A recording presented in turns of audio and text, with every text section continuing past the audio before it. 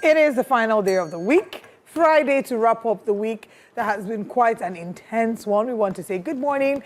Welcome to Breakfast Central. Thank you for staying with us all through the week. A very special good morning to those who are joining us via YouTube. We stream live every weekday, New Central TV Live on YouTube, as well as on DSTV 422. So if you have to leave the house, not to worry, we have you covered on YouTube. For the next 3 hours, we're taking you on a journey around the country, looking at some of the biggest political stories in Nigeria.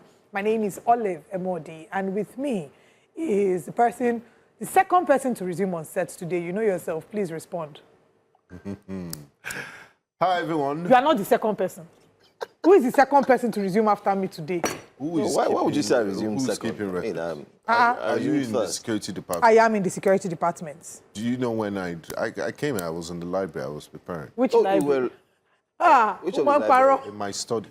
In your study? Which of We'll start marking attendance. First to resume work. First to resume on set. We'll start marking attendance. But gentlemen, the floor is yours. I didn't see that. To my left, Benga Borowa. To my right, Joe Hansen. How are you, gentlemen? Not bad. Very well. Not bad. It's Men's Month, so a lot of conversations are being had every day in and out to help the men reason carefully with the current economy and the state of living. And the burden. The burden. Men are really going through a lot this time. And I want to say thanks. Let me use the opportunity to say thanks to my man, Timmy Dakola. I was going to shout him out, brotherly. I said, Timmy, nice one. Thanks for the brotherly song. Kind of like resonates with what we usually talk about every now and then. What men go through, people need to understand. I mean, there's high prices of food, fuel pricing, house rent, and so on. A man who just wants to give his family the best and doesn't have the opportunity to do so can decide to either go a little bit depressed, crazy, worried, and the likes. But then again, aside just to ride on what you've said, I think the main essence of Men's Mental Health Month, for those who do not know, June is the month of men's mental health awareness. Sure. And the essence of this is to break the stigma surrounding toxic masculinity and men just not being able to share themselves. Because unfortunately, men over the years have been conditioned to believe, you be man now, don't cry, chest it. Yes, sir. But to say it's okay to cry, men cry too. It's okay to open up. Some people is why they'll be wallowing in depression. I want to use this opportunity to say to you, my brothers and my friends, if you need a shoulder, I'm a shoulder. You're not a man. No, Men's Mental Health Month does not mean that you should lean on a man. I would rather talk to my fellow man and confide in my fellow men. That's why, you said thank you to Timmy Dakola. I'd like to say thank you to you for the Dear Men series. It really hits Thank home, you. And it's a fantastic series. Everyone should go check it out. Yeah, go check on it out. YouTube, Go Joe check it out. Hansen's page. New There's so season many, loading. Yeah. Olive, can you give us an example of toxic masculinity? Well, For those example, that that's the don't first thing I understand? said. For example, when they say, oh, you're a man, don't cry. Something is eating at you, you've lost someone, someone's broken your heart, right? Regardless of what the situation is, they say to you, don't cry, because men don't just cry. being not unnecessarily macho. Yeah, unnecessarily macho. Whereas tears and Would crying you is the consider natural human this emotion.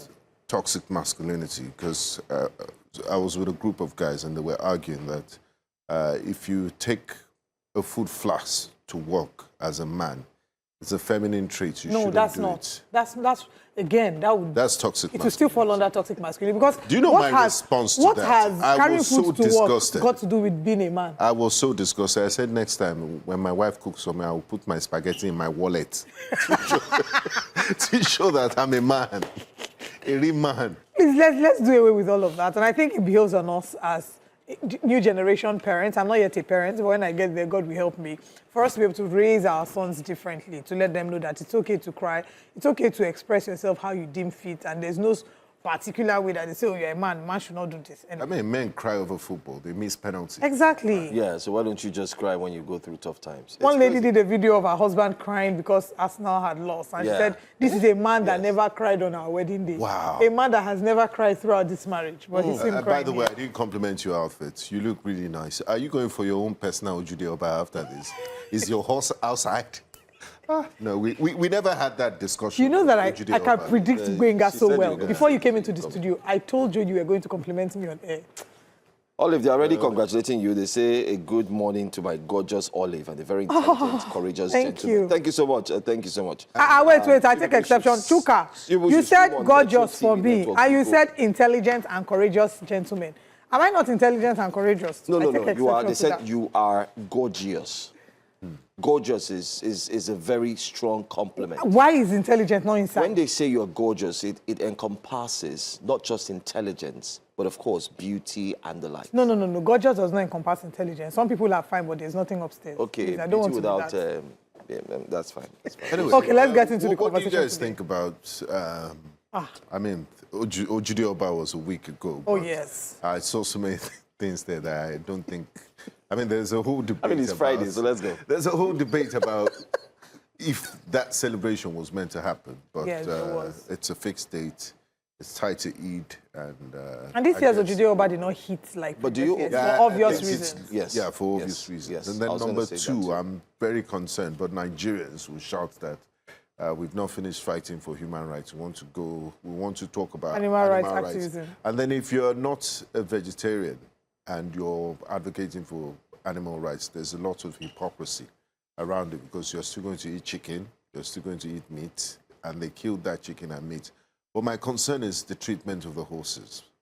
Because I think, Ojude Oba is something, I think it's exciting when the Lifts the horses horse. prance. Yes. and But is they is a horse necessarily tied? I think it just became popular. Horses and cigars became popular after And Mr. I Steez don't like that. rode on a horse Yeah, and had a carried a cigar. Cuban So now cigar. All of a everyone sudden, is- everybody has everybody turned to wants chimney the at influence. Ojude Oba. Yeah. But They bottom should take line, it easy on those poor those horses. horses, right? Ah, no, I Like- saw they wanted the horse to jump up, giving a punch, strangling it. If that horse comes back to this life, it won't pass through Nigeria. It will go to Argentina. Anyway, let's move away from Ojude Oba and talk about something that's, let's get into the political conversations for this morning. The Speaker of the Oyo State House of Assembly, Adebo Ogundoyin, has revealed that terrorists holding abducted school children and teachers in Orire local government are demanding weapons, money and concessions on future Nigerian laws as conditions for their release. Ogundoyin disclosed this on the floor of the State House of Assembly plenary while addressing the growing debate over whether governments should negotiate with kidnappers and terrorists to secure the freedom of victims. This shocking demand has raised grave concerns about the ethic of navigating or negotiating with armed groups in Nigeria. This also comes after concerns of more increasing abductions, with viral videos recently showing the chairman of the APC in Kebbi State reportedly kidnapped by bandits. Citizens have continued to protest against this, and the video shows a man leading a one-man protest in Abuja. He held a placard saying, our children are still in the forest and we are going to work. He said, shame on us. Yeah, that's the video of the young man there. If the camera zooms in on him, you will see he says, shame on us. Our children are still in the forest and we are going to work. He did stage a one-man protest. Now, beyond that, I think we should take a look at this as well. And it's a reminder to us, right? It's a reminder to us about where we are as a nation and the reality that, unfortunately, with every second that counts, it's increasing the time that these people have stayed in captivity. 15th of May was when this occurred. Today is the 5th day of June. We're talking about approximately 21 days. Today's 5th, right?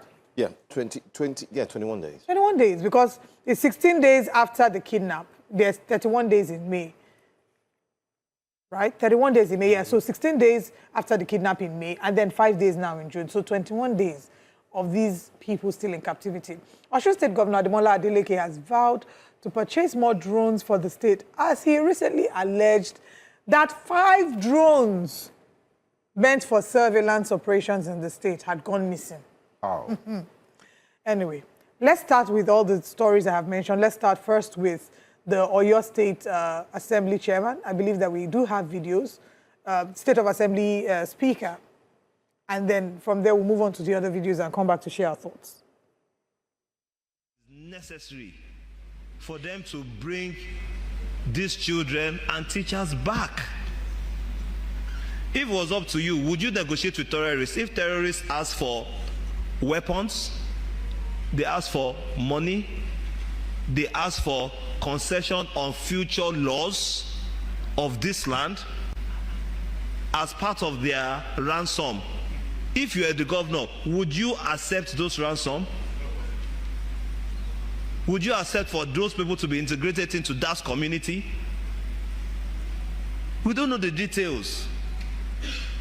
So please, let's be sensitive and calm. You do not know the details. The more you negotiate with these people, the more you are going to embolden them. So please, a motion has been moved and duly seconded. Those in favor of the resolution within the motion, say aye. Aye. Those against, say nay. The ayes have it.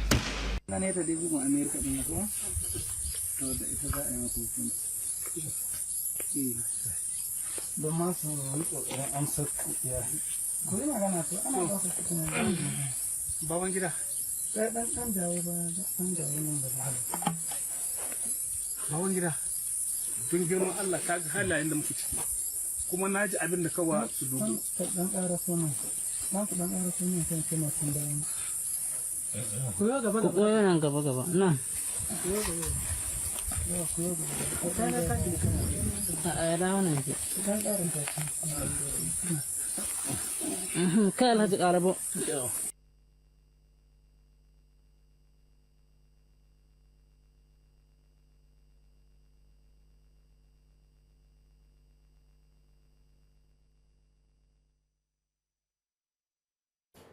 Quite a sad scene. The other video you saw was a former APC chairman in the local government area in Kebbi. He was equally abducted by these terrorists and alongside another person, and the conversation wasn't good. There's a longer version of that video where they were asked to speak to the public, and then pictures later on resurfaced online showing that they had removed their top. They were just bare-chested, and they were asking for assistance. It's now starting to look like the growing case of insecurity and kidnapping is now fully blown. It's fully blown in the sense that it is a full-fledged industry, and they don't care whoever access is got, because these guys will go anywhere. They don't care if you're a politician.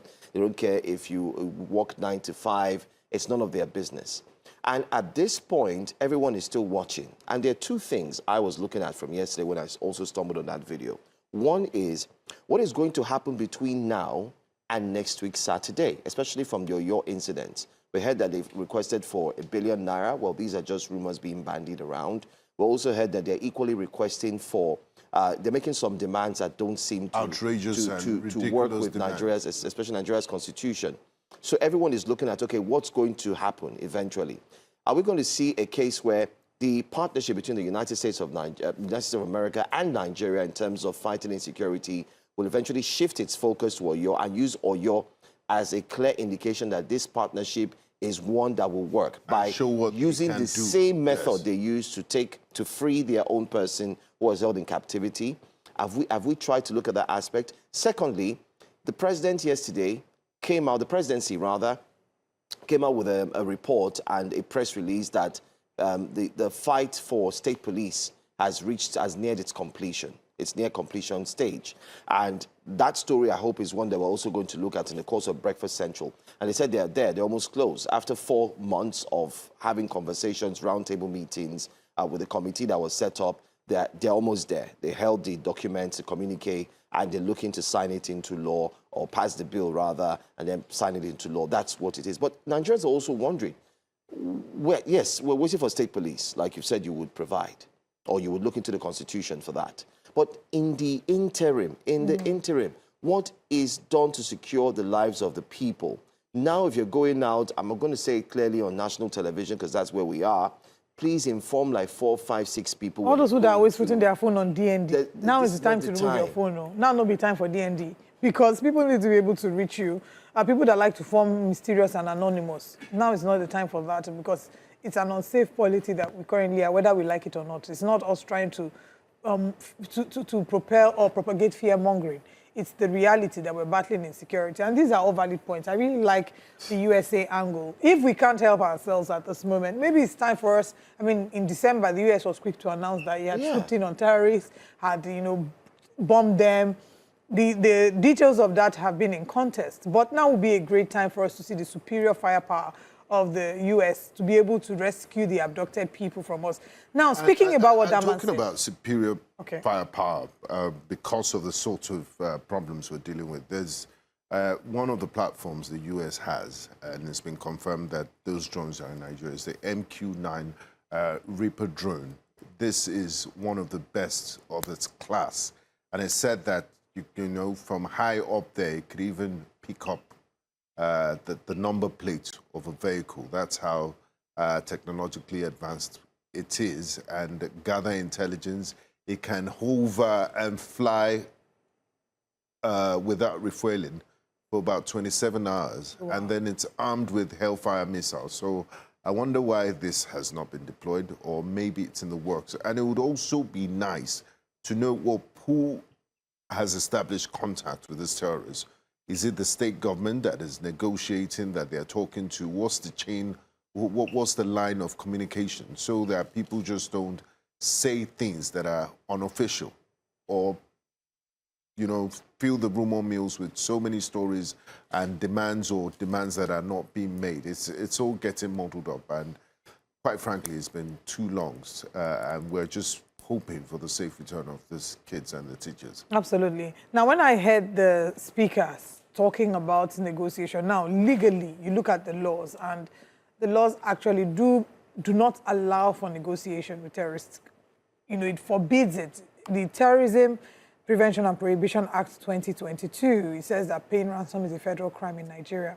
But the law as is a far cry from the practicality of what we're facing. So when he was saying there, you know, that statement, my initial reaction was, my chest. If it's his wife, will he be saying this? But you can understand. You know, I can understand where he's coming from, but I think we will need to be extra careful with our comments in this time, because these are not hypothetical situations. They are real consequences. People have their wives, you know, they have their children in there. The way we know that love runs, typically most parents will do anything. If you allow some of the parents to make these negotiations, the things that you're saying that should not happen, they will do it just to get their children out. So when humans are involved, it's a completely different kettle of fish. Whilst I understand the provision of the law, I cannot downplay the effect that this must have on them. And I think it will be nicer or kinder of us, especially those our speaker, our lawmakers, to be careful and sensitive. They can be saying the same thing, but say it in two different ways, just so you make room and make provision for the hearts that are hurting, and you don't give them the sense that you're downplaying their pain. I think let's see what Nigerians are saying on X, how they react. Okay, do we start from YouTube and go to X? Yeah, I mean, that's fine. All right, let's start from YouTube. And thank you very much, Mr. Johnson. Thank you, everyone. Good morning. Mr. Johnson says, this is a dangerous request. The reason is that they are set to open office right here in the West. I don't know how government is going to do it, but I don't think giving them what they request for is right. It's unfortunate we have found ourselves in this mess. Najin-san says, if it was his children that are in the kidnapper's hand, would he have said he will not negotiate with bandits? This kind of points to what I was saying in terms of how this can easily be interpreted. Mokuye Chukwuemeka says we are in a full-blown insecurity crisis. Absolutely. The government doesn't care or doesn't have a clue about what to do and are in bed with the perpetrators, because I just can't understand what's happening. Thank you, Gentle Joe, for your comment. I just want to write on that. I remember when I said here that we are at war. And I think there was a comment, someone said, no, we're not at war. Just, we are at war. It's one thing to beat yourself every time and say, no, it's not happening. But it's happening right before your eyes. It's happening to the point that the former minister had his own sister taken away. It's happening to the point that anybody who's walking on the street and is looking suspicious is being attacked.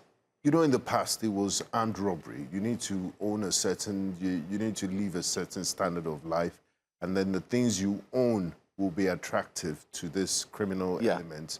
They can come for your video recorder, your TV, generator.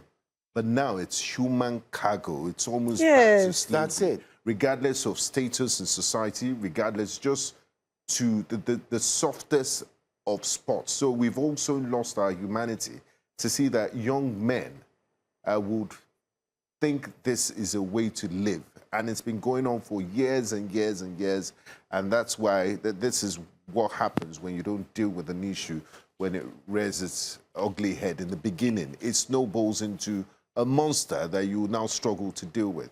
If only we had not been treating issues of kidnapping with kid gloves, I don't think we'll be in this situation now. And I like the fact that we spoke to Onyekachi yesterday, our security expert. He said, look, Mr. President, you're the master strategist, you're the Jagaban of politics, you're the, you've taken bold decisions, you remove subsidy. Please show your boldness and deal with this insecurity issue decisively. It's also a clarion call on all Nigerians to be very vigilant. But while being vigilant, please say no to jungle justice.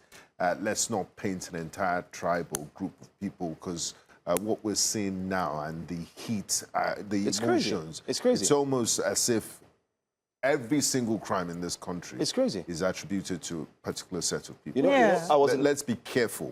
I was heading situation. out. I was on the island yesterday, and the police officer stopped me. And he stopped, and then we parked, and then he said, wind down. And he said, why didn't you want to stop? I said, no. He said, how are you? What state are you from? Where are you from? Where are you from? I said, I'm not going to tell you where I'm from. I told him. I said, no. He said, no. Where are you from? I said, this is the problem we have as a country. Why are you asking me where I am? I'm Nigerian. I said, I am a Nigerian. Yes. He said, okay, even if you're a Nigerian, where are you from? I said, do I look American to you? I'm a Nigerian. Can you hear my diction? I am a Nigerian. He said, it doesn't matter. You know, like me, I'm from this. I want to know. I said, listen. They're so divided along tribal let's stop lines. this. Where They're just unprofessional. That's it.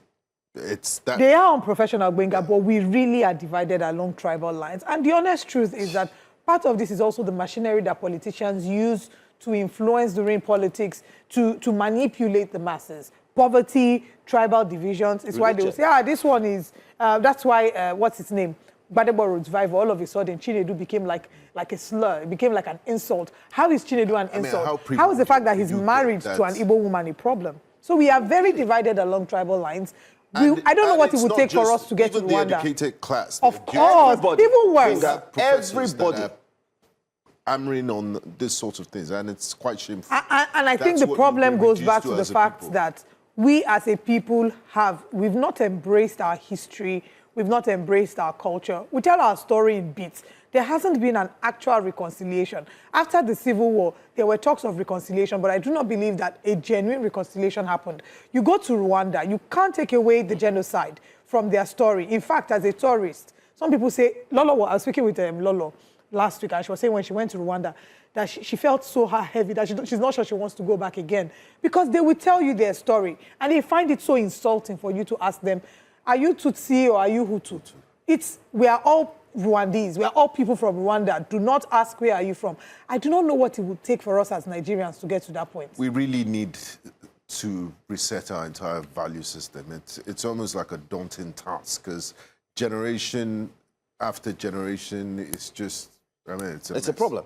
Anyway, it boils down to what I will always say on this program. Nigerians are Nigeria's problem. If we get it right, of course, every other thing will be fine. But let's go to X. Let's see what the people are saying about the story we've taken so far. The bandits making some requests. The Speaker of the Oyo State House of Assembly saying no. Let's start with Damilola. Damilola says they want to entrench themselves in the community, same way they did in the core north. The earlier the Nigerian military sent in army to rescue those children, the better for us all. We can't allow ISIS from other countries to become our neighbor.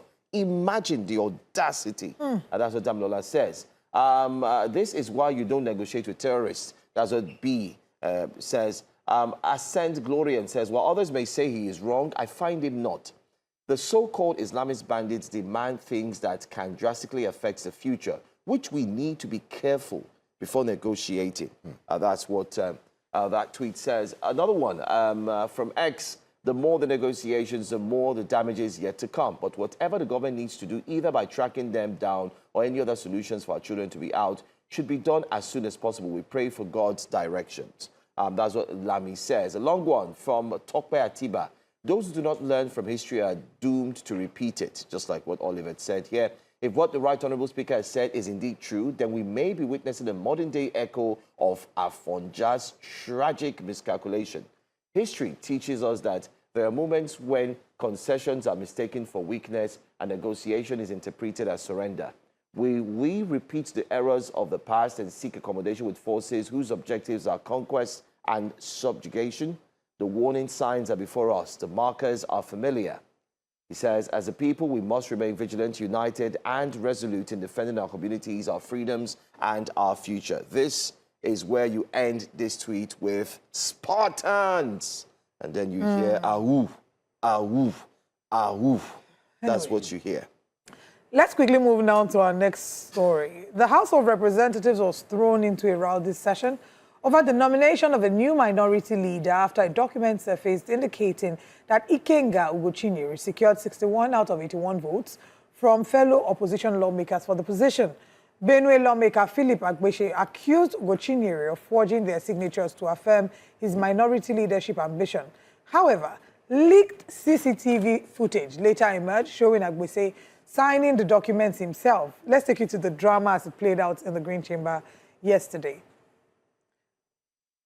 Controversy began when the deputy spokesperson of the House, Philip Agbeche, raised the point of privilege, denying reports that he endorsed the nomination of Ikenga Ugochinyere for the position of minority leader after it became vacant following the resignation of Kingsley Chinda from the position. He alleged that his signature was forged following attempts to induce him financially. The person who signed this document, Honorable Sheyi, I have not seen him since December 2025. So I'm at a loss, and I feel that my legislative privilege has been breached because this amounts to forgery for my signature to be used for purposes which not intended for. Responding to the allegations, Speaker Abbas Tajuddin requested to have a private session with opposition members to address the issue. We'll take the appropriate actions when the time comes. But for now, let us be a little bit patient. But other members refused to allow the matter laid to rest and demanded a probe. The issue that has been raised today is criminal. Not only criminal, Mr. Speaker, is a very, very serious and sensitive issue. An issue like this should be referred to the Committee on Ethics and Privileges. Please, we have members from the same caucus of minority who have 9, 15, 10, 12 years here. In relative terms, it's a non-starter.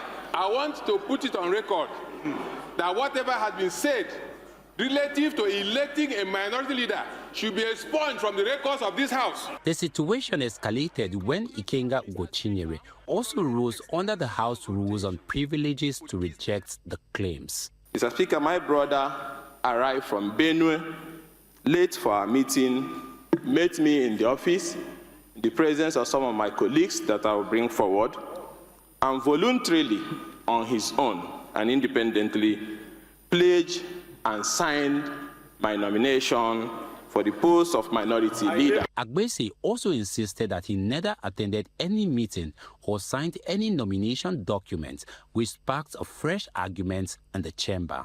I never did that, Mr. Ikenga. Mr. Speaker, I never did that, Mr. Ikenga. Mr. Speaker, I never did that. No. The disagreement leaves the process of selecting a new minority leader unresolved, with opposition lawmakers to meet with the Speaker.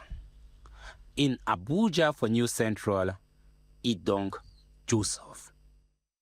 Well, we're going to very quick break. When we come back, we'll be sharing our thoughts on this. But for now, you can head to YouTube where we're streaming live to start to share your own thoughts as well. Welcome back to Breakfast Central. The drama in the House is unending. Allegations against Ugochinyere of forgery, which are very strong allegations. He kicked back against that, and then that video evidence emerged. But the question is, let me play devil's advocate. How can we say for sure what document was being signed here? What if it was another document that was being signed? That's me playing devil's advocate. I mean, you could see the paper. Yeah. And the lines. Well, what we have here, guys, is a proof that the Benue State, lawmaker actually came by and dropped by the office, like Senator Ugochinyere, what's his name? Yeah. Said that this happened in the evening. Whether we like it or not, what's going on in the House as a result of the fact that Chinda did not leave on time has led to everybody gathering together to say, okay, let's quickly get another minority leader. But this drama shouldn't have come with all of this Something as elementary, something as simple as I don't understand. Choosing a minority leader has led to criminal behavior. This is You signed the document. Disgraceful. You later came and said, I did not sign the document. Thank goodness for cameras. So everybody, if there's a way you can mount camera, in short, maybe on this set now, I have to find a way to get camera glasses too, so that when Benga says something, say he didn't say Don't it, use my, I will don't play use it back. my name as a bad Okay, example. when Olive yes, does something, I can play it back and say, Olive, this is what you did. There are already cameras in the studio, let me shock you. So whatever you do, whatever you say or do can be used against you in the court of law. I mean, that's but it's a funny situation, and someone is asking on X. It's criminal. It's not funny at Yes. this level. I mean, they are called honorables, right honorable for a reason, and the behavior and conduct is dishonorable, and they owe Nigerians an explanation. This is an embarrassment on the institution of the National Assembly. I don't know why they wanted to go into closed-door session. I mean, the news is out. You selected the person. He has 60 votes. He has the highest votes. Or could it be that later on when you went back, you said, why did we choose him? We should have chosen someone else. Okay, you know what? Let's scatter everything. The House rules gives the Speaker the duty to announce the caucus's choice. Why is the Speaker not doing that? You know, what's all this back and forth for? Forgery is a huge crime. It's a strong allegation. Forgery, perjury, lying under oath. And, you know, if they allege that has been done, it shall be proved. It should be proved. But then again, we'll come back to talk about that in details. On YouTube, Chukau Chiama says, it's obvious the Benue lawmaker has been spoken to on the need to back down on his earlier support for Chinyere. Who is afraid of Ikenga? Michael Obieku says, what the President's Green and Red Chamber under APC-led government cannot do does not exist. These are the people who are supposed to be our lawmakers, but unfortunately, they are lawbreakers. I'll come back to take more comments. We have to go now, but let's share with you what our top stories this morning are. This morning on Breakfast Central, we're looking at the crisis rocking the NDC over alleged manipulation of Imo primaries. Reps in rowdy session accuse lawmaker Ikenga Ugochinyere of signature forgery allegations. We'll take more comments then as well. And moving away from that, controversy trails alleged deletion of voter PVC records. And Serap urges probe of 145 billion naira Safe Schools Fund amid rising abduction. The newspaper front pages will be reviewed, and we'll open the phone line for you to call and join in the review. Stay with us. Thanks for staying with us here on Breakfast Central. Let's get into the meat, like they say, of the conversation. Fresh controversy is rocking the Nigerian Democratic Congress, NDC, after allegations of manipulation and candidate imposition emerged from the party's recently concluded primaries in Imo State ahead of the 2027 elections. Now, former House of Representatives member Uche Nwore, alongside other aggrieved stakeholders, accused influential figures within the party of compromising, the process, sidelining loyal members as well, and attempting to control the party structure in the state. The development is now fueling wider concerns over internal democracy, transparency, and whether emerging opposition coalitions can truly offer a different political culture or structure ahead of 2027. And here's what you should know. Former lawmaker Uche Nwore alleges the NDC primaries in Imo State were manipulated by powerful interests seeking to impose candidates and control state structures. Nwore claims a supervisory panel sent from the party headquarters failed to properly conduct the exercise, resulting in disputed and parallel results. He also alleges that locally collated results were later rejected at the national level. Aggrieved stakeholders say loyal party supporters, especially members of the obedient movement, were sidelined during the process. The stakeholders have now petitioned the party leadership, demanding a review of the primaries and clarification on the legitimacy of the results. Join us this morning to discuss this is the chairman of the Abuja School of Politics, Dr. Sam Amadi, alongside ADC member who will be joining us later, Mr. Nnamdi Dickson Iroegbu. Dr. Sam Amadi, a warm welcome to you and thanks for joining us this morning. Thank you for having me, and good morning. I mean, did you expect to see the scenes we witnessed in Imo State? You would think for an opposition party that has been complaining about the way the ruling party has been governing and, you know, offering a better alternative, they'll conduct themselves better. What do you make of those scenes that we witnessed yesterday? I think we should start by admitting that the opposition parties are not different parties. See, Nigerian political landscape should be very clear. If you look at the proprietors, I like to use the word proprietors, of the new parties, they are fully paid up members of the old party. I mean, everybody comes from PDP and had the PDP star. Apart from few politicians, probably Tinubu and a couple of the CPC Buhari group who never were part of PDP. The rest of the clan, the people you see today, either as ruling party or opposition party, came from the PDP. And what has been common in Nigerian election? Primaries have always been unfree and unfair. There had never been degree of chaos might differ. So I wasn't totally surprised. There's nothing in NDC or ADC or PRP or any party that is markedly, significantly different. There could be in the future, but right now, none. Again, second point to make, Imo State has a history, a short history of destabilizing parties.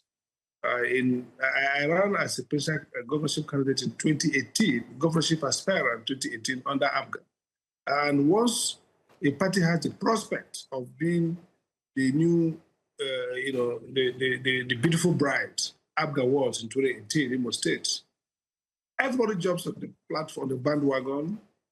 Imo has a large collection of Monimis Road and some kind of, you could argue, what to generally call as 419 people. They just want everyone to buy tickets, and they just deluge that platform with transactions, with bribery, and corrupt the officials of the party. And it happened with Labour Party. People came for the woodwork. Everybody, 18 guys, all of them wanted to buy the party structure and buy them. Interestingly, Dickson is a guy who is very strong, very well-minded. And I also met him. I said, I raised this issue before him. I said, Imo destroys party. Don't allow Imo to destroy our party. Unfortunately, maybe it was too late. Maybe nothing they could do. It got where it is. So Imo has a history, recent history. And simply about everybody being desperate, everybody wanted to buy party platform, and having party officials who are extremely corrupt, and many of them poor, hitherto, people who have not earned so much. And again, this is my thesis. I always say it. The older party, the APC, are more coherent. Why? Not because they are governing well or they know. It's because those are the leadership have gone beyond 2 million naira, 5 million naira bribery. I mean, how much will you give Tinubu or Governor Hope of all these guys who have had the party to sell the party? It has to be big money. But small parties, not just in the very small parties, have the tendency of those who are opportunistically find themselves in some leadership position, seeing it as an opportunity for them to make money. So I'm not surprised. It doesn't destroy the fact that NDC will be competitive in the next election if they get their house in order because of Mr. Peter Obi influence and the platform that Nnamdi Dickson, who's a very strong-minded fellow, could do. But the point is, look, that's how the party starts. You raise that party, you look around you, look for those who join you, you pick all kinds of people around who are friends, relatives, and then when they get there, they enact a trading center, exchange, and they collect money. So that's really what it is. And the Igbo people will not go down silent. They're going to be speaking out. They're going to be making noise. And so the party has to deal with this crisis that is largely self-inflicted. Again, because the party was just 2 months old before, the movement of Obi and others. Right. He didn't have the time to plan. And I had, as an Obi supporter, mooted the idea that the party perhaps should prepare for this primary with some kind of framework. And that's where ADC, like I argued in my tweet, that ADC came out best, not because ADC was clean or their primary was free and fair. They had a better structure. They are more organized, technocrats. So they could sit down and build a template and get the same result of rigged primaries. All primaries in this season were rigged, but some were rigged coherently with a process that people can at least say, oh, they counted us and they mangled the counting. They brought somebody from the field who did nonsense, but the result that they won on the result of the field is what went to Abuja. So different degree of coherence, but a very flawed primary because of the laws. I mean, law was at the timing, so it was bound to be. There's nothing democratic about all the primaries, but some were well organized. Agency. That's a very strong statement, Mr. Amadi, that you made, that all the primaries were rigged. Some were more rigged than others. And just to clarify, the Mr. Dickson that you said you spoke to is Seriaki Dickson, is that correct? Yeah. Well, yes, correct. All right, we have another Dickson joining us, not Seriaki Dickson. This time we have Nnamdi Dickson Iroegbu. Good morning, Mr. Iroegbu. Thank you for joining us this morning. What is going on with your party? What specific irregularities during the Imo primaries convinced you and other stakeholders that the process had been compromised? Good morning, and thank you for having me. NDC, of course, I'm an aspirant, so I can tell you from the field. It's not just what people observe from outside. And Dr. Amadi has aptly captured it, even though in the case of Imo State, there was no primaries. Definitely, there was no primaries. Right. The leadership of the party, most of them got distracted as the surge came into the party. They now started focusing more on transactions and all of that, and got derailed, you know. So administratively, even though, yes, it's a young party, but leadership was distracted, far away from the big picture. They saw an opportunity and they cashed in on it, particularly from the southeast. The party made all sorts of levies compulsory for aspirants. Even beyond the levies, people were taxed by very extremely corrupt, acclaimed party officials who, as far as I'm concerned, didn't show any knowledge about party administration and all of that. But when it comes to the primaries issue, I think the party completely, misfired.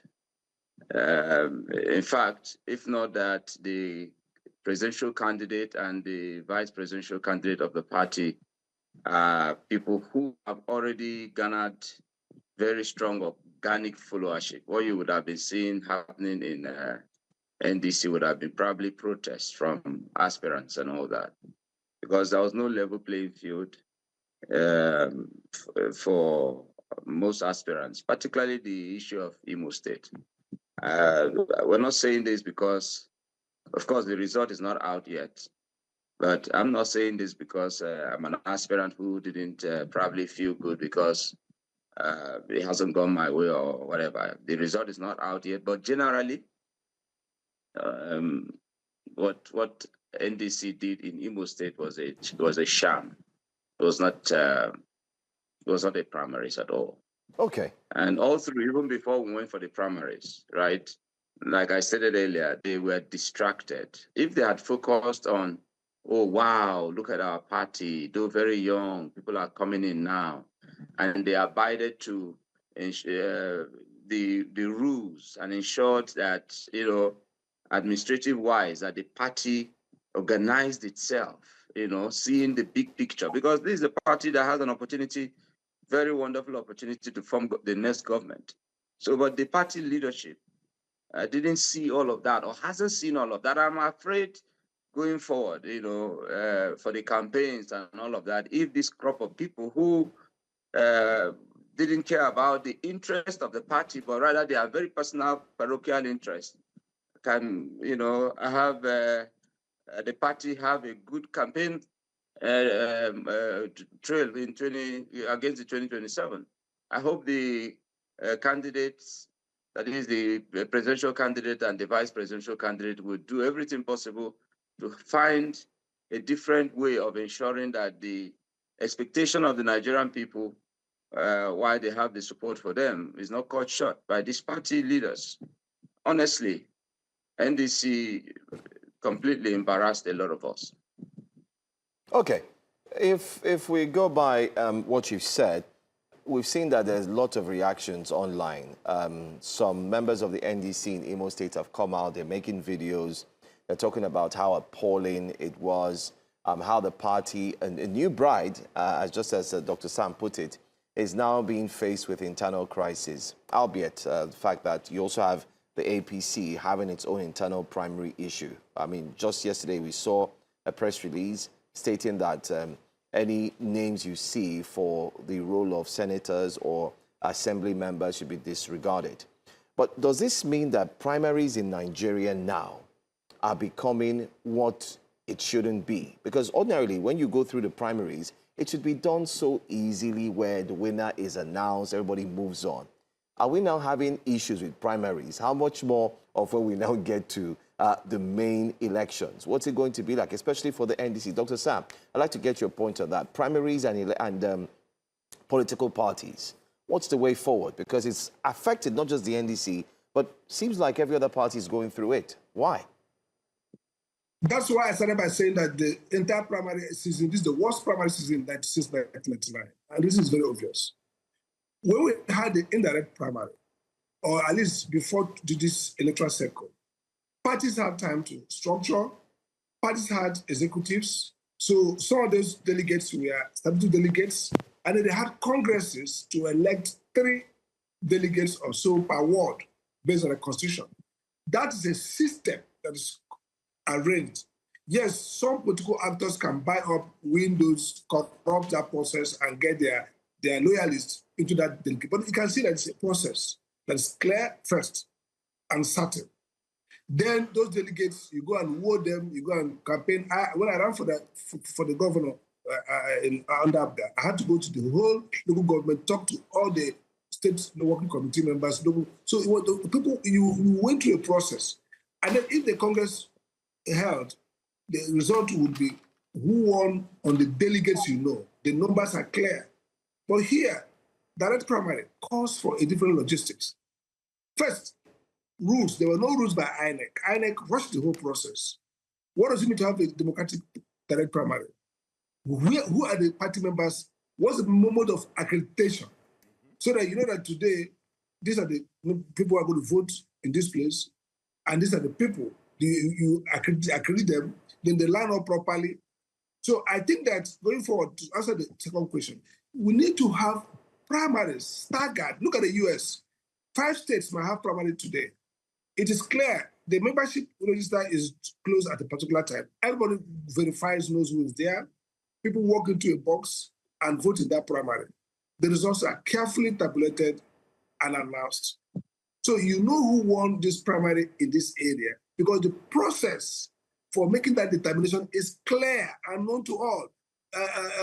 Many people report across the country. They say, oh, I didn't even know where the venue was. They'll call you midnight and say, go and do primary. And then at 10 o'clock, I know that in my local government in Ngobala, they called me, someone called me and said, oh, okay, they said we should go and do primary. I said, where? He said 10 midnight. Say, you 10 midnight in a state that is where there's insecurity, like every other state in the country. 10 midnight.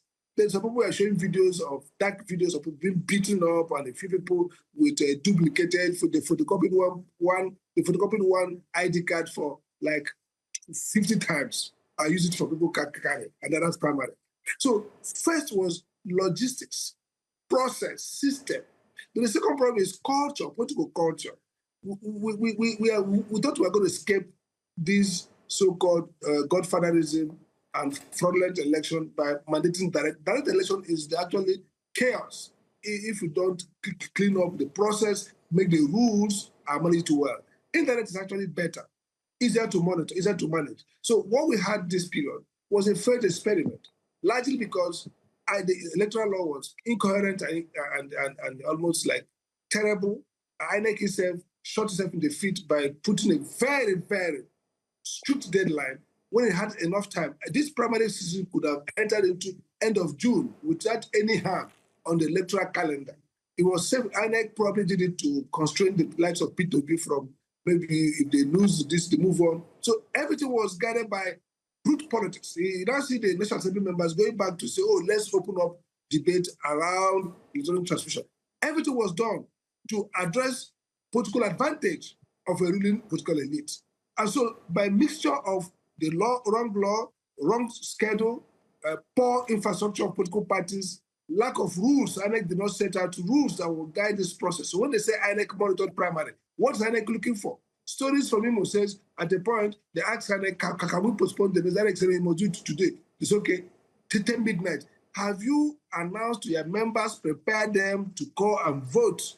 So really, what the parties were running to do was to meet the deadline, checklist. So they had an idea of who to put there, and that's what ADC did. Okay, ADC has issued a statement today saying that they had caucus leaders in each of the Southeast states, and those caucus leaders met supposedly after consultation, drew a list, and everything is a sham because they had no time, because there's nothing they could do to do a real primary if they wanted. So the only thing they could do was to just go through a process and get INEC to sign off and then put on those lists. So I blame them partly, but also I blame INEC and the electoral system or the National Assembly for creating this crisis where parties had to be forced to meet a false deadline that was contrived.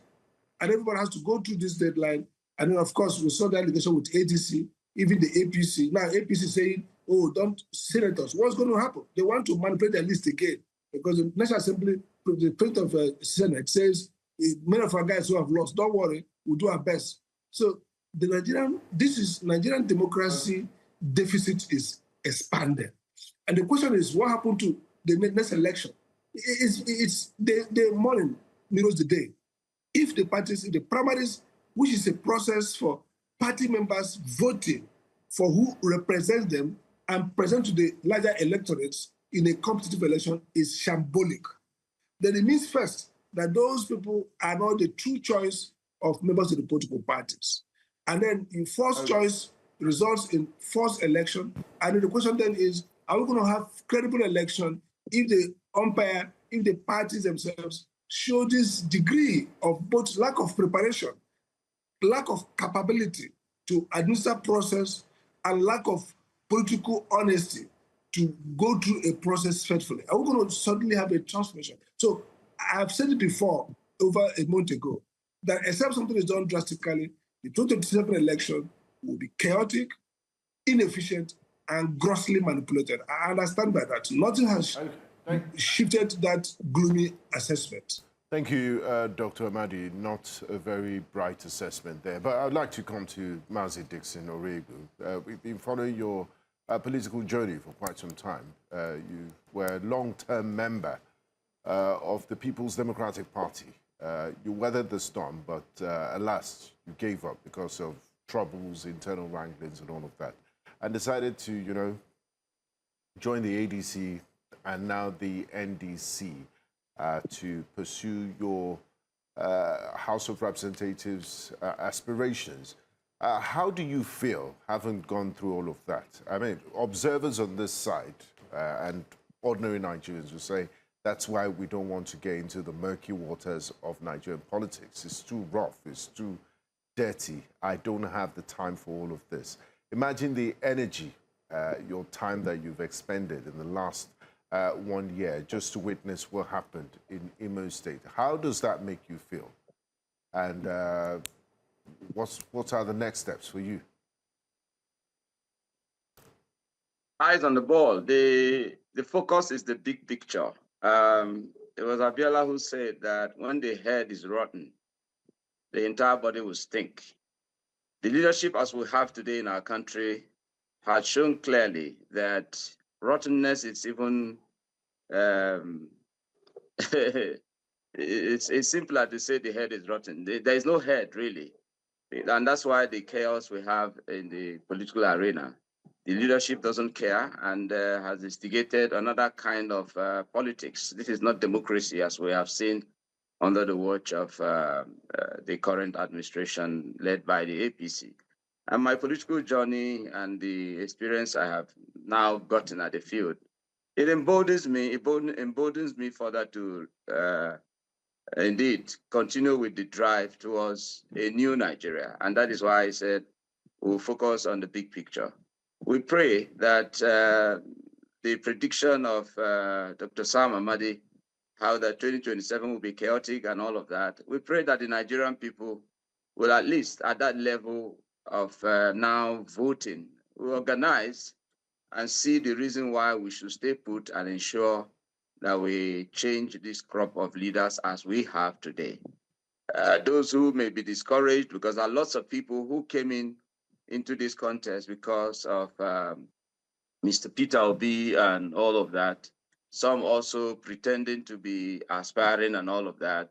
There are those who genuinely want to see the change of the Nigerian environment politically. They may be discouraged, but I would say to them, don't be discouraged, especially that we have a chance in 2027 to change the leadership in our country. By the time the leadership is right, then certain things, it was, if you recall, the former president of Nigeria, God bless his soul, Alhaji Musa Yaradua, who after his election in 2007 admitted that the election that brought him to power was flawed, grossly flawed.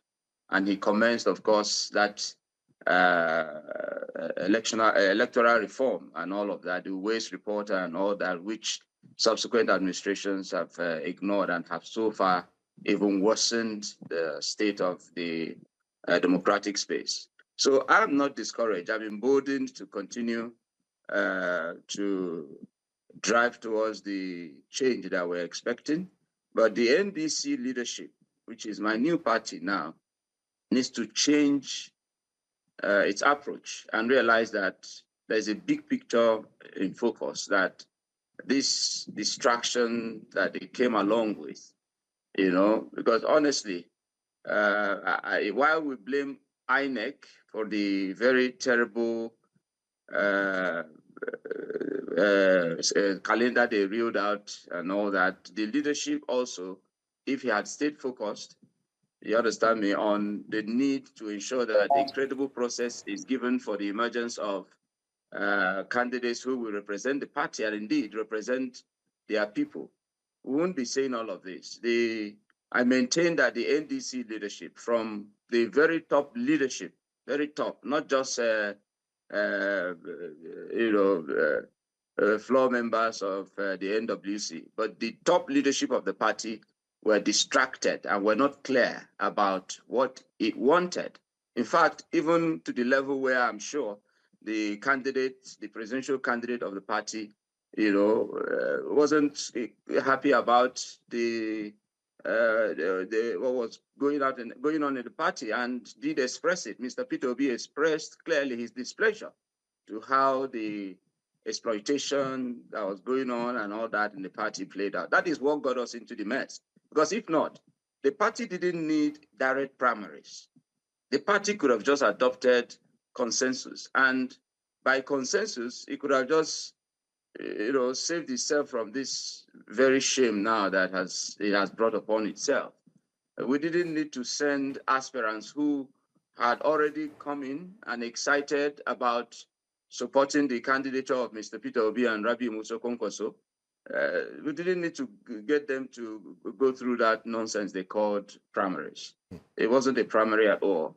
Because like Dr. Sam said, the people who came to conduct the primaries in Imo State, they came in that day, 28, and told us that, that it must be done that day, that INEC insisted that the primaries was to be done that day. And I corroborate the story of Dr. Sam Amadi because I was an Ngopala.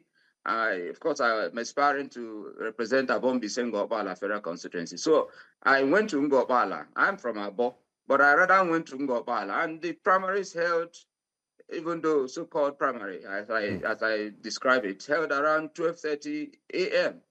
I left Ngopala about 1:30 a.m. Risked my life and all that. And other aspirants also went through same thing, I guess. Then the next day again, they said there was another primaries, that is the 29th and all that. So that's why I said clearly, for Imo, there was no primaries. And the leaders in Imo State have also not managed the intention of the candidate, the presidential candidate of the party, because he handed over, as the leader of the Southeast, he handed over the assignment to various leaders in various states. So the people that he gave it to in Imo State, as far as I'm concerned, didn't do a good job. So they just went ahead with, like I said, exploiting aspirants who are desperate to represent their people. But is one discouraged? No, because it's not a 100-meter race. It's a marathon that we have gotten ourselves involved in. So we'll follow through and ensure that the focus to change the crop of bad leadership that we have in our country is actualized. That is where I am genuinely focused on. I'm not going to be discouraged at all. No matter which way it goes, one would stay and ensure that we campaign strongly for the P2B Konkoso ticket. All right. Thank you, Mazi Iroegbu, and thank you very much, Mr. Sam Amadi, for joining us this morning. We look forward to reconnecting with you. We'll continue to track what's happening within the NDC. We've heard Mr. Peter Obi's reactions to it, but what the next steps will be is what we're going to wait for. But like you said, it's not a sprint. It's a marathon, so let's keep watching. Thank you for your time, gentlemen. Thank you. Thank you very much. All right, let's now take you through what's coming up next on Breakfast Central. Coming up next, we're going to be talking about the controversy trailing alleged deletion of voter PVC records. Serap urges probe of 145 billion naira safe schools fund amid rising abductions. Rising insecurity, federal government urges Nigerians to present united front.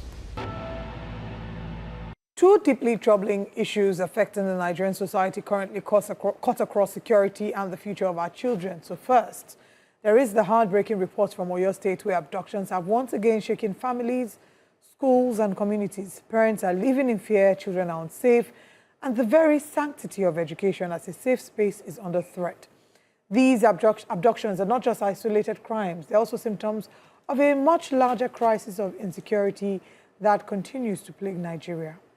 Our families grapple with the trauma of insecurity. Another scandal looms over the education sector. The Socio-Economic Rights and Accountability Project, SERAP, has formally asked President Bola Ahmed Tinubu to probe the alleged mismanagement of 145 billion naira in school funds. That's money meant to build classrooms, provide textbooks, train teachers, and secure the future of millions of Nigerian children.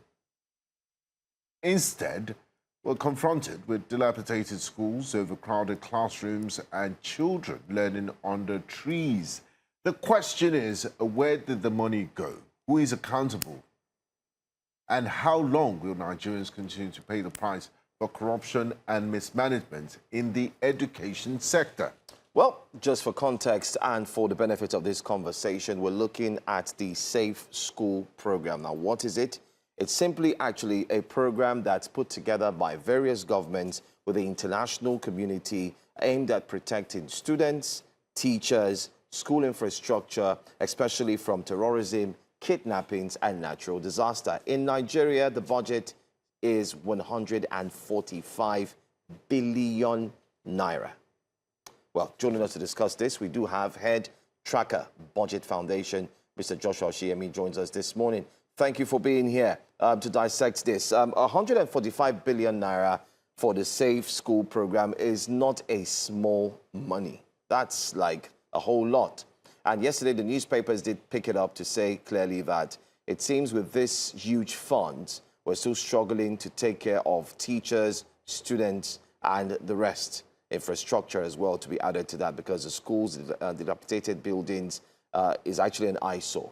What do you make of this? 145 billion and yet we're still struggling. Why is that so? Hi, good morning and thank you so much for having me.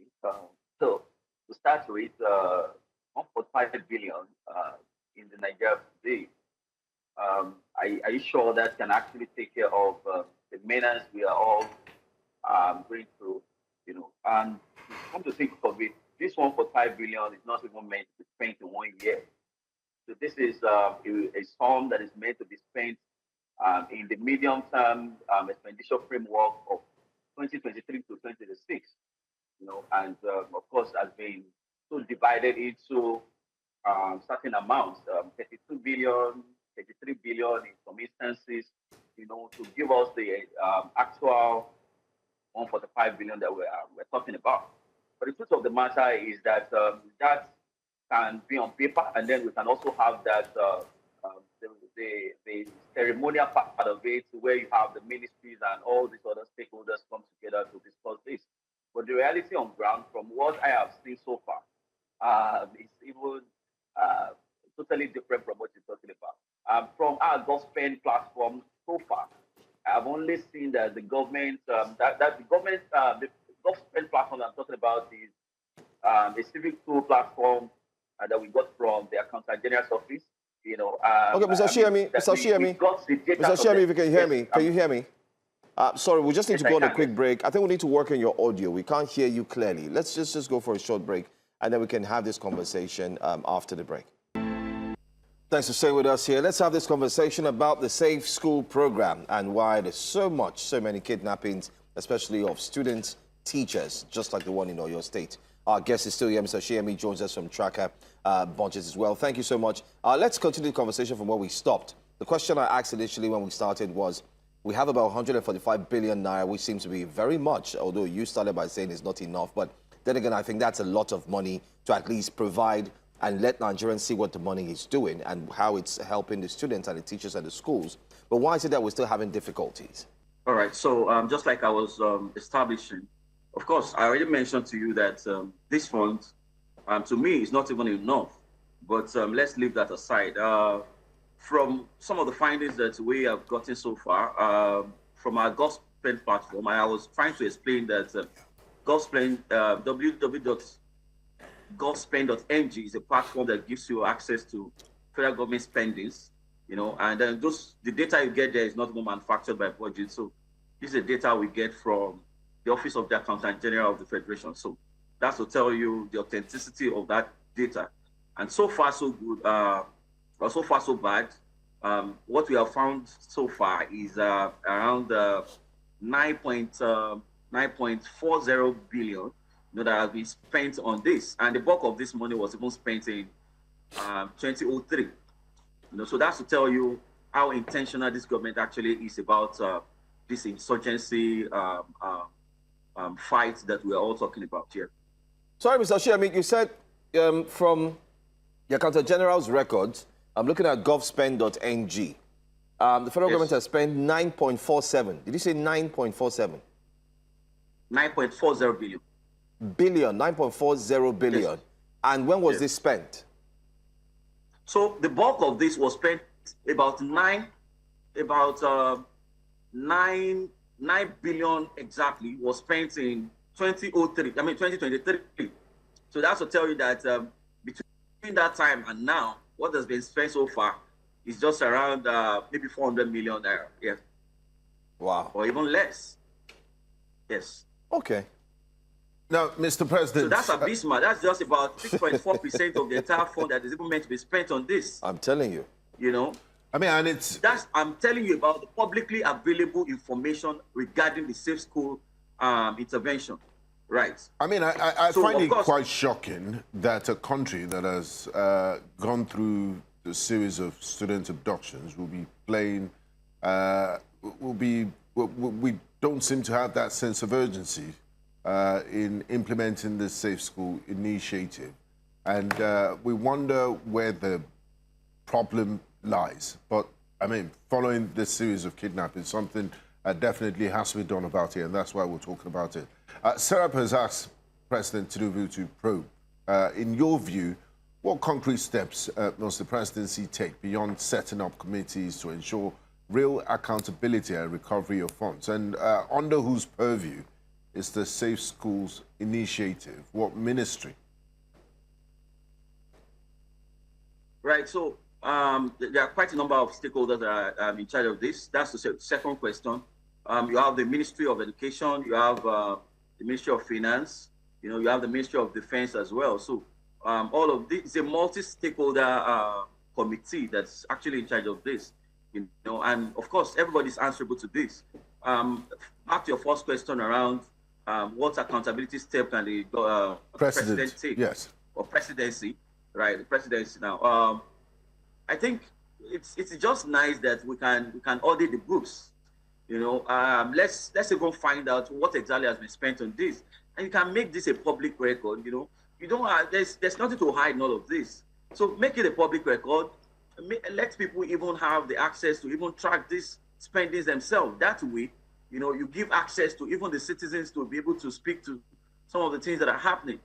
Bring everybody who has been paid a penny on this, bring them to account.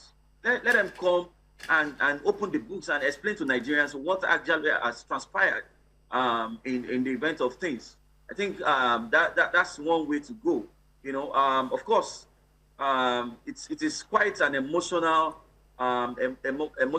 situation across the country. Nobody can sleep with the two eyes closed at the moment, you know, and that tells you that a lot of effort has to be put into ensuring that there's accountability and there is transparency around how these monies are being spent. Yeah. All right. So now, Serap has asked President Tinubu to probe. In your view, I mean, we've talked about what the concrete steps the presidency must take, but beyond, you know, let's find out what the implication of this is in terms of this money's, you know, the quote-unquote failure of this project. But let's talk about what this tells, you know, in terms of how serious the current administration, as well as the previous ones, are in terms of fighting insecurity and protecting our students.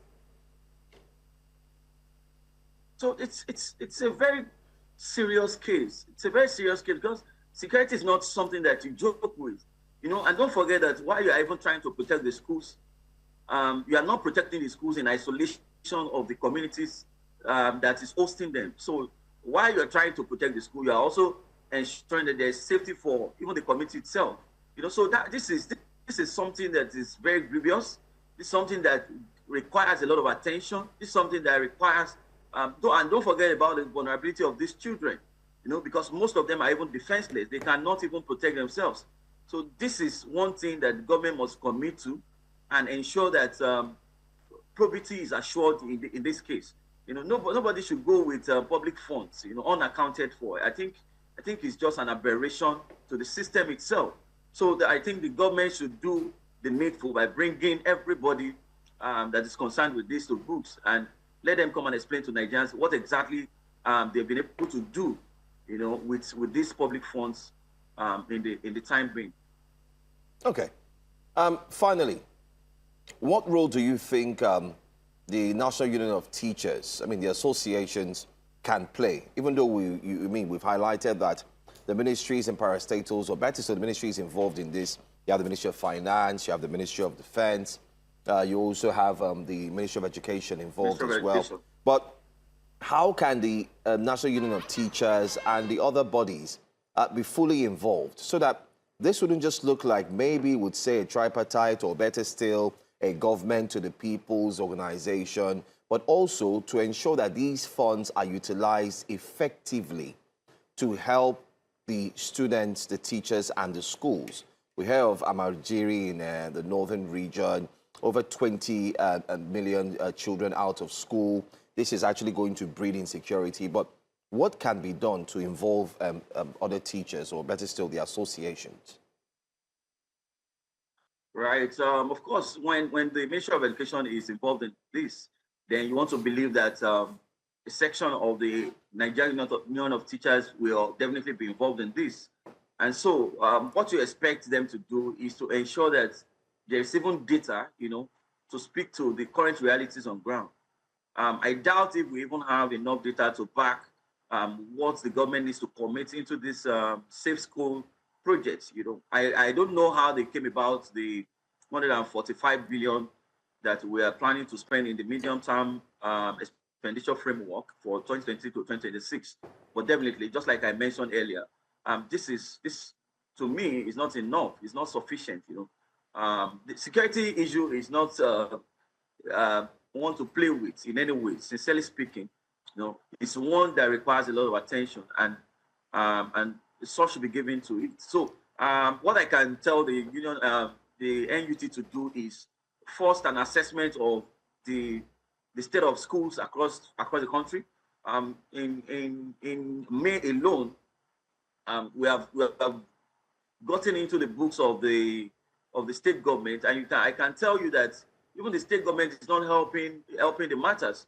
We have from the budget implementation reports of some of the states the schools that are meant to be getting attention, despite the fact that their budget implementation report gives a detailed information about disbursement in some of these projects, you will discover that nothing is being done about it. So NUT, as it were, needs to also look into the books of the federal government, into the books of the state government as well, because this is meant to be co-funded by both the federal government and states. So they need to look into the books and even bring out insights on what the government has in stock for them, and then they must be able to pursue this in the interest of the teachers and even the students themselves at the end of the day. Because, of course, you can't be. One of the things that this program is trying to ensure is enrollment and re-entry of students back to school. And you discover that in quite a number of places, students are even absconding. They are no longer interested in coming to school because of this safety issue that we're talking about. And as such, the right attention just needed to be given to this, to ensure that this fundamental human right of all of these students is not trampled upon. Yeah. All right. Thank you very much for joining us this morning. We'll continue to follow up with this, and we need to keep pressure alive so this doesn't become another forgotten headline. How do you, in 30 seconds, ensure that we do that? How do we do that? The media, civil society, individuals, how do we ensure that this is not a forgotten headline? Of course, definitely we should stop talking about this. The problem with Nigerians and Nigeria as a whole is that when there's a particular subject matter, we talk about it in 2 weeks, and then after that time, everybody stopped talking about it. So this should continue to be on the radar of everybody. The civil society organizations, the media, the people themselves, we should all get involved in all of this, because these are some of the things that dictate the direction of the country. So, and then if it comes and it just goes like that without anybody talking about it, of course, it's going to be to our own detriment at the end of the day. I think that's one thing that we can always do.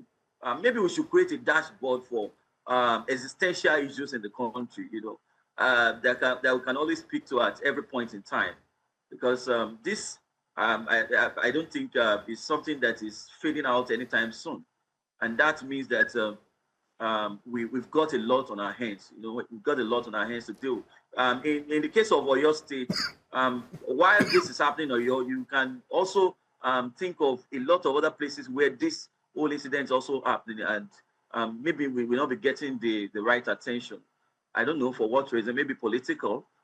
We never can tell. Right.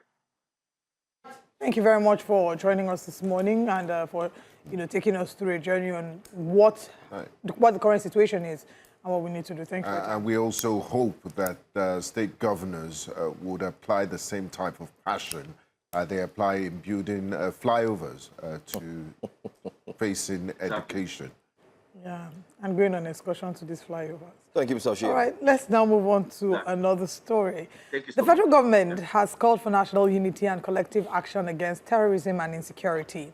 The Minister of Information and National Orientation, Mohammed Idris, while speaking in Abuja, assured that the federal government will ensure that no child will remain in the captivity of kidnappers and will ensure the protection of lives and communities remains a top priority. I do hope that that's a promise they can keep. He went ahead to urge Nigerians to support security agencies to remain vigilant and view attacks on any citizen as attacks on the nation. Let's take a look.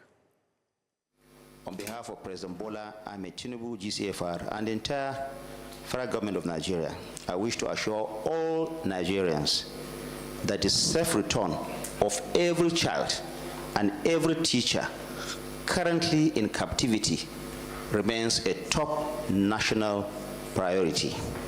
If you check our dashboard there, we have so many schools that have registered. But the only issue we have are some schools at the grassroots level. Most times we monitor them through our dashboard, through the CCTV cameras. But the issues we are having are the schools at the remote areas. And you can see we are really working more on that in order to capture all the schools all over the Federation. In analyzing insecurity, you must put it into contexts. So when you ask a question, if you can track somebody, then you can track them. You need to look at the myriad of indices that the security sector looks into before it takes decision. So yes, you know where they are. The federal government of Nigeria says a significant progress has been made towards the establishment of state police following months of consultations and deliberations. The Chief of Staff to Mr. President, Femi Gbajabiamila, while speaking after a special meeting on the initiative, says that the process directed by President Bola Ahmed Tinubu involves extensive constitutional and legal procedures and cannot be achieved overnight. He says that discussions are currently focused on securing the necessary constitutional amendments, while the enabling legislation will follow afterwards.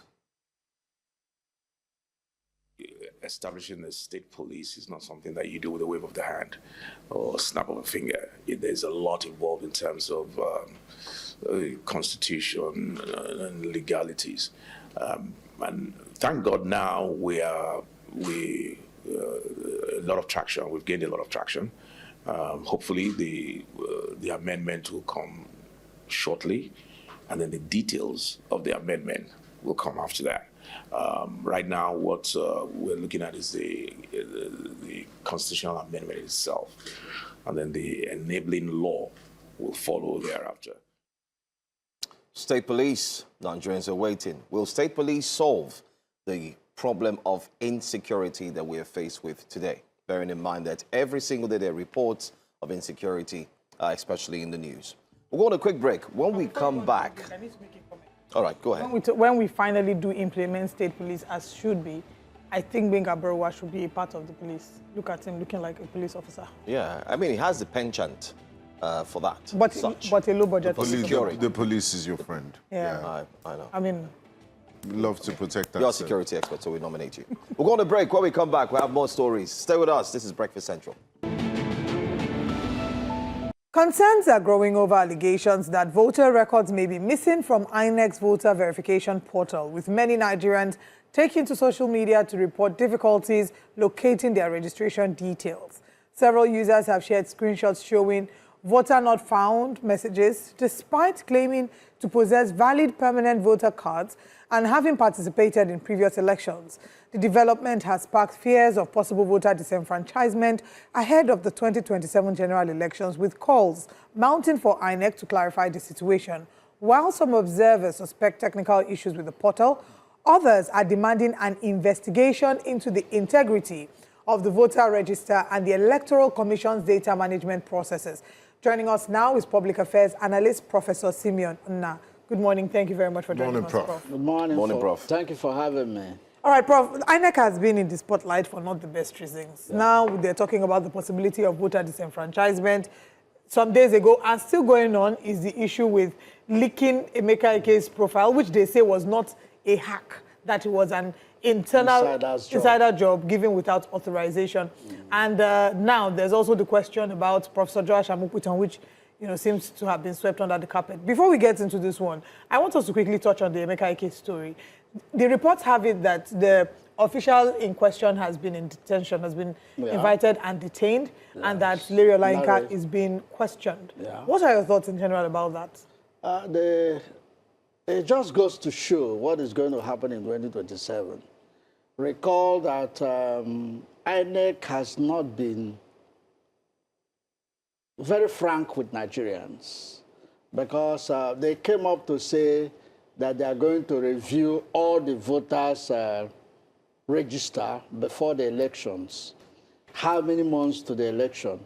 Everybody will have to revalidate his or her voting cards. And people said, no.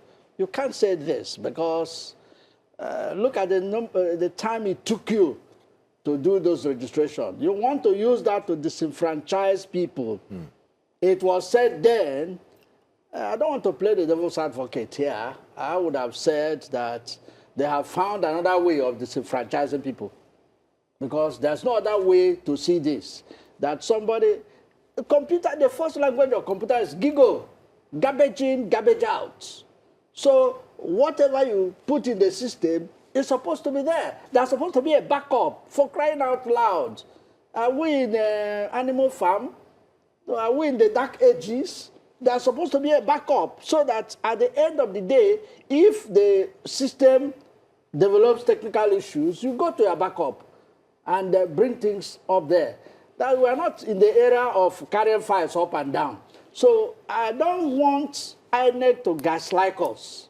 They shouldn't gaslight anybody at this point. They should come out and tell us what they are doing with that register. Because for now, they are speaking in tongues, as far as I'm concerned. They are speaking in tongues. Prof, to the issue at hand, quite a number of Nigerians have complained that they can't find their details, it's missing, and it set off alarm bells. Yeah. We're still waiting for an official response from INEC. Do you think maybe this, because, I mean, there's a technical glitch, and I use that word loosely. Is there really a cause for alarm, looking at INEC's recent, not too pleasant track record in terms of trust deficit with Nigerians? You said it all. You said it all. There's cause for alarm. There's cause for alarm because there are moves to disenfranchise people. Honestly, there are. Because they tried the first one, is not working. They've tried the second one to see whether it will work. And I can tell you for free, and you can go to the bank with it, it's not going to work. So I mean, to what benefit would it be for INEC? What benefit was it to the former INEC chair that asked people to go and rest, that will resume by 1 o'clock, he came and declared result? To what benefit was it? Has he not been made an ambassador now? And you're asking me to what benefit? Is he not an ambassador designated now? So what are we talking about? No, let's call a spade, and not the farm implement. Prof. Yes. INEC also put out a statement, a tweet yesterday, advising, urging Nigerians to go and get their PVC. So how is it possible that INEC is telling people go and get your PVC and it's still stopping them from registering? Don't you think maybe it's just a glitch or something? I mean, I'm just trying to hold forth. No. If or it's maybe a glitch, capacity issue. If it's a glitch or a capacity issue, are you aware how much INEC is asking for this next election? Almost $1 billion. Almost $1 trillion. 800 trillion. billion. It's about $1 trillion. So with that funds, what other excuse are they giving? Please, spare me that crap. Because as far as I'm concerned, they have not said anything. Because they have enough funds to do whatever they can do to ensure that that election is credible. But we have seen that they don't want to give us a credible election. From all that is panning out, it's as if they have made up their minds on what to do. Look at the primaries of the APC. Some people are saying that that's a forerunner of what's going to happen because you saw some of the primaries, 1, 2, 10, 15, 100, 1,000, 50,000, 1 million. Is that how to count votes? Geometric counting. Okay. But, Prof, have you also seen the primaries of the NDC, especially the one in Imo State, where they were lining up at 12 midnight?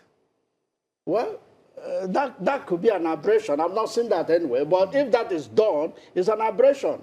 And a party like NDC should not find itself in that kind of mess. Because I know all the parties have challenges. All the parties have challenges with their primaries. But this one now is another kettle of fish. Because if it is just a challenge of, getting people that they want, what we want, let me rephrase what I want to say. What we want going forward is internal democracy in all the political parties. Not a situation where, like the Senate president was saying yesterday, that they are going to go back to the drawing board. About 40% of them are not coming back. They are going to go back to the drawing board to ensure that some of them will be returned to the Senate, which means you are going to disenfranchise people, or you are going to, ask people that had already won election to step down for another. Who does that? You see, that's another recipe for anarchy. I was on this table, on this particular seat, a day after Oberore went to APC, and I said, watch out, there's going to be implosion in APC. Why did I make that comment? Because that day, I saw that Omar Gege was angry. Kiamu was partially angry, but because of the position he's holding, he didn't show it. Now look at it. It has started panning out. And I can tell you for free, my brother, the next election, your guess is as good as mine. I'm looking online and I'm seeing people ranting about the difficulties with registration. Well. Someone on X with the handle Berry_Grizzle posted a video of a man saying, INEC fix your registration portal now. And the caption there says, how can INEC be registering 2 people in an hour with over 250 million Nigerians, and the deadline for registration is July 10th. Every other portal works very well except INEC's. And then if you go on INEC page, you will see when they're telling you to do your registration between 9 a.m. to 3 p.m. every day. Why? The timeline between now and the deadline is quite close, right? There are a number of people. Shouldn't we expect that it be expanded or extended? How do you expect INEC to respond to all of this criticism and calling out against it? What would be a decent response from your perspective? From my perspective, a decent response would be that the INEC chief should rescue himself. How? From that position. Look, was it yesterday or so? They made another comment that registration of people that will contest the next election from various parties will close on the 30th. I'm aware that there's a High Court order asking them that their guidelines should not run contrary to the Constitution and the Electoral Act, so that their earlier guideline should be suspended. But they are still going contrary to a High Court order, a federal High Court order. It's not a state High Court order. This is a federal High Court order in Abuja. There were 2 court orders. And those 2 court orders actually insisted that they cannot go ahead with that. But they still said they are going to go ahead with that. That's why I'm saying this guy should rescue himself, because the senior advocate of Nigeria, what are we teaching others? No, so rescue himself? Yes, resign. Okay, Should I just resign need you to be clear position. about what you meant by that.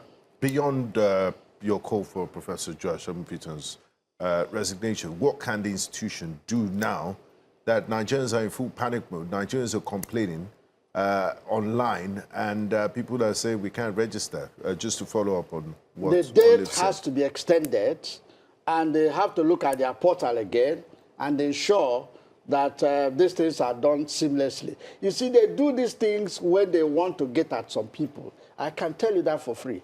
Even the banks do it. I'm not going to mention names. There's a particular bank on Friday. Once it's 12 noon, you can't get money. They'll tell you that system is down. I know a particular bank that does that every Friday. One of the days I went there on a Friday and they told me that. I said, look, you are talking to a banker. You are receiving money with the same system. I told the ops, I said, if you don't give me money in the next 1 hour, I'll cause problem for you here now.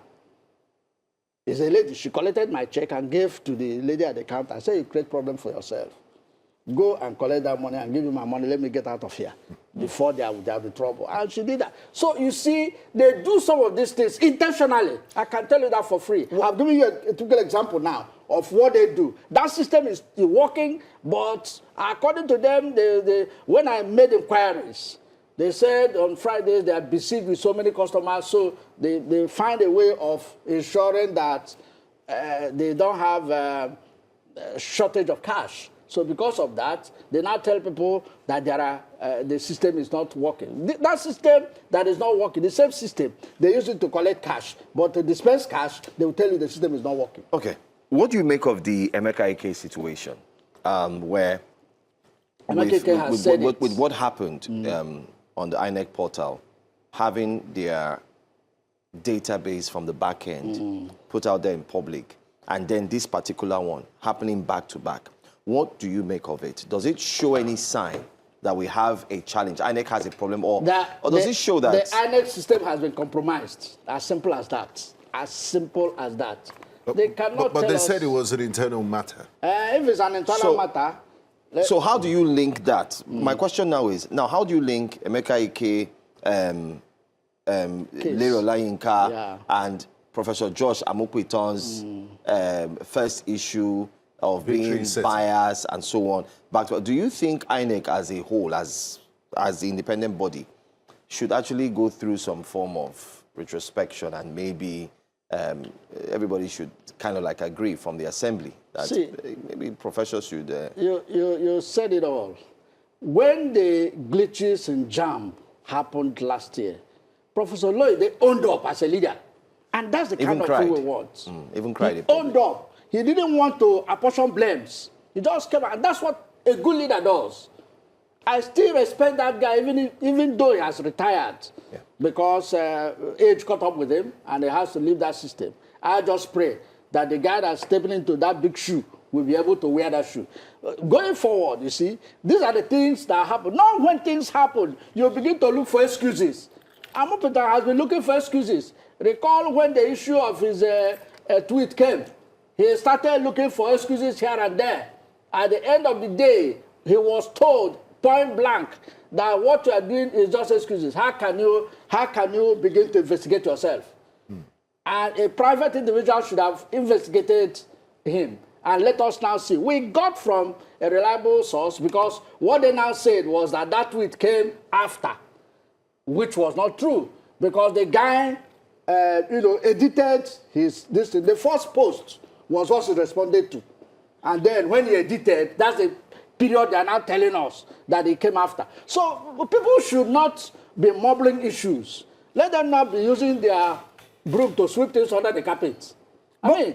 But the question is, when that happened with Professor Joash Amopiton and his association with APC being brought into question, INEC gave us their own independent forensic analysts report, which they shared. We did not see this report from the so-called independent forensic analyst. It was INEC that shared it. Sorry, man. That's what I'm saying. So, you don't investigate yourself. A party cannot be a judge in his own court. That is that. But that came and that passed. And now the case of Emeka Ike has happened. The fears and the concerns that we've seen expressed by Nigerians is the fact that we make a lot of noise, a lot of dust in the air. After a while, we move on to the next big thing. How do Nigerians hold INEC to account? How do Nigerians demand accountability from INEC? Because the kind of sense I'm getting from users on social media is a sense of helplessness and hopelessness, almost like they are resigned to fate. Or in a situation where they are saying, we do not trust INEC, but we know there's nothing we can do about it. That's why some of us are crying day in, day out, that we want strong institutions, not strong individuals. Because he who pays the piper dictates the tune. That's what we are seeing here. Because at the end of the day, he is going to listen to his paymasters and do whatever he thinks fit for him. But what we are saying is that, like Professor Patu Tommy the other day said, they are going to create an independent portal where people can view the results. But some people are now saying it's illegal, that he should not do that. But I think... Like shadow government. Yes, I think... that would not be shadow government. That was a different thing. The shadow government issue came earlier. But this one now is, because of what is happening in INEC, they said there's going to be a portal where maybe Al Jazeera, CNN, and others can view the results real time, so that the glitches we had in 2023 will not repeat itself. I haven't even checked my own. I'm a bit worried. And when we're done, because I'm going to the place where my voter's card is, and I'm going to check today. But to our virtual audience, we're streaming live on YouTube, New Central TV Live. Have you checked? Have you checked INEC website? If you have, please let us know. Were you able to find your card? Were you able to find your identity and your registration online? Or did you have issues? We'll take comments from YouTube. What I want to suggest, let me make this suggestion, because it just occurred to me now. You don't need to check anything. If during the election you go there and they say your name is not there and you'll be voting, what I would suggest is that there will be a pool, maybe of 1,000 people who go to court and stop that election. Because you can't disenfranchise me and allow the election to go. No, it's not possible. But do you think that will work with the current judiciary that we have today? No, if it didn't work, at least we have made an impression. And the judges that will take on that case, they should know that there's what we call sowing and reaping.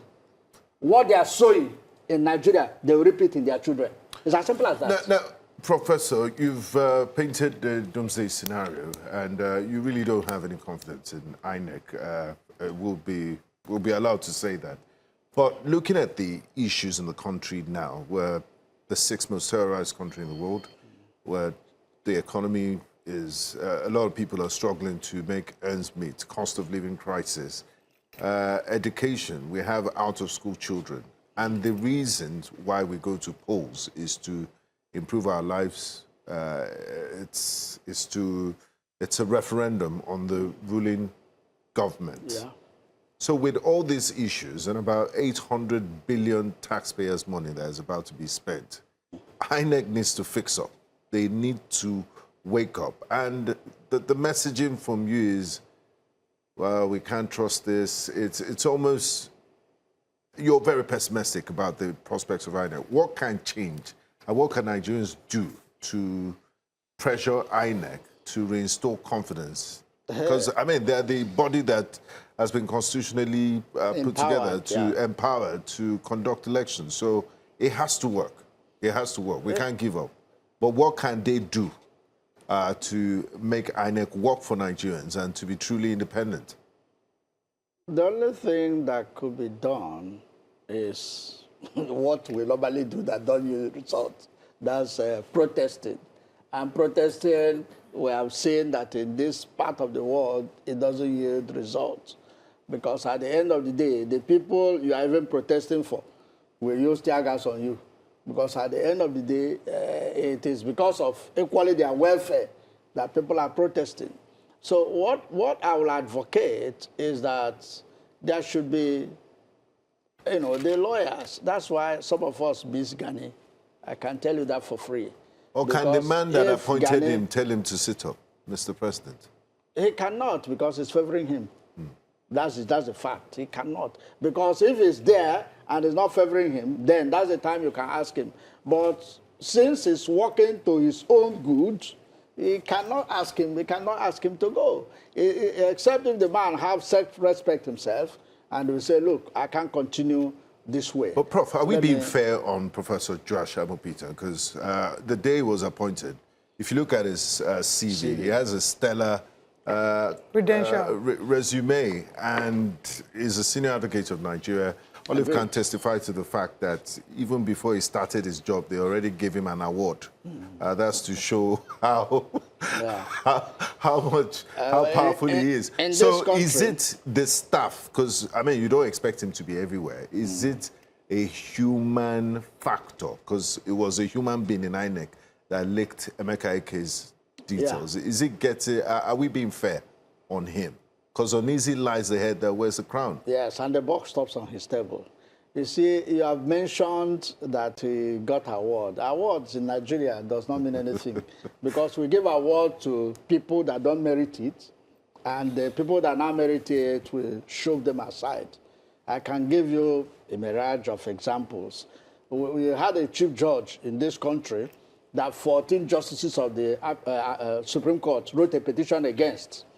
He was removed and given the highest or second highest honor of in the land, and 2.something billion as retirement benefits. Now back to Professor. Let me land on this. Yes. The same professor, you have had a co-lecturer in that school come out to say some of the things that transpired, and he didn't go to court to say that what that man said was wrong. And that man was a senator, was a minister, and was a lecturer. And he said he was a student, and at the same time, he was his colleague. So some of these things, they are neither here nor there. So I don't know. If the man actually, if I were in his shoes, but let him be himself, I would have resigned. Because with all these things coming left, right, and center, why are you still in the mix of all these crises and you're still holding on? For what now? I mean, posterity will judge everybody. If you look at YouTube, I'm seeing comments here. Mokunye Chukwuemeka said, I checked mine yesterday and I saw same issue. These guys don't want a better Nigeria. That's it. Michael Obieku says, I have a couple of friends who are currently experiencing the same thing, which is rather unfortunate because it's a clear attempt by Amukutan to pave way for the ruling party APC to win 2027. So you can see that there is a loss of confidence in the INEC chairman. Yes. Mercy replies to Michael saying exactly. And Michael goes on to say, the obvious truth is that the ruling party knows they are no longer popular due to the economic hardship inflicted on the citizens. And the only way to emerge victorious in 2027 is to manipulate. So you have said that the INEC chairman should resign. He should do himself a favor and resign. I think we have a few months to 2027 elections. Many will argue that we probably will not have enough time to prep a new INEC chairman. See, it's a collective job. There are INEC commissioners that are doing their bit. So if he leaves that bit today and another person occupies that bit, it's continuation of where they stop. They stop. People cannot have one triangular meal. You are not talking of square meals again. Nobody's talking of square meals again, apart from politicians. Every other person is not talking about square meals again. We are talking of, even if it's a triangular meal, let it come. But people don't have even one triangular meal a day. Okay. Thank you so much, Professor. No official communication from INEC. None, because I'm on their X page now. The chairman was in South Korea recently, Professor Josh, to learn about electoral processes there. So hopefully it will impact it on Nigeria. Prof, thank you for joining us. Thank you. All right, we'll go on a very quick break now. It's time for us to bring you breakfast headlines. The incumbent police officer on the set, Gbenga Borowa, is going to be taking us through breakfast headlines. Please stay with us.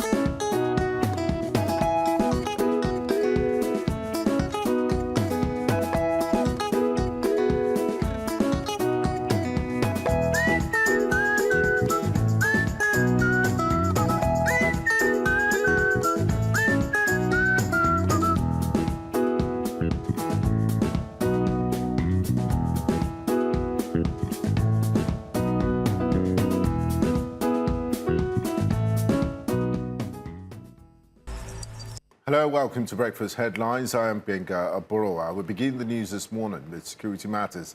As the federal government says, significant progress has been made towards the establishment of state police following months of consultations and deliberations. The Chief of Staff to Mr. President, while speaking after a special meeting on the initiative, says that the process directed by President Parliamentary involves extensive consultation and legal procedures and cannot be achieved overnight.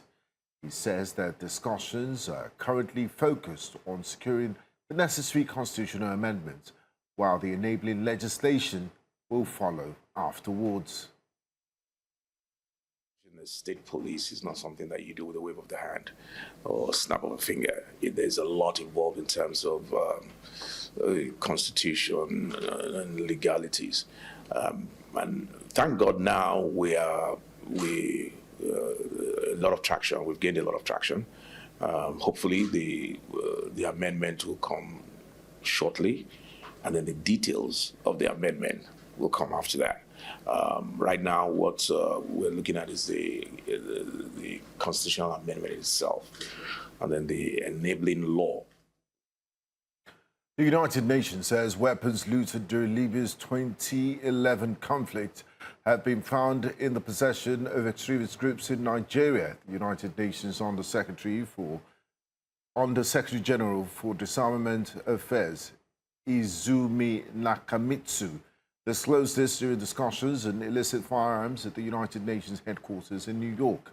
According to the UN official, arms diverted during and after the fall of former Libyan leader Muammar Gaddafi continue to circulate across neighboring countries years after the conflict ended. The organization said the movement of such weapons has contributed to violence beyond the original conflict zone. In Oyo State, candidates writing the 2026 West African Senior School Certificate examination were seen sitting for their agricultural science practical in total darkness.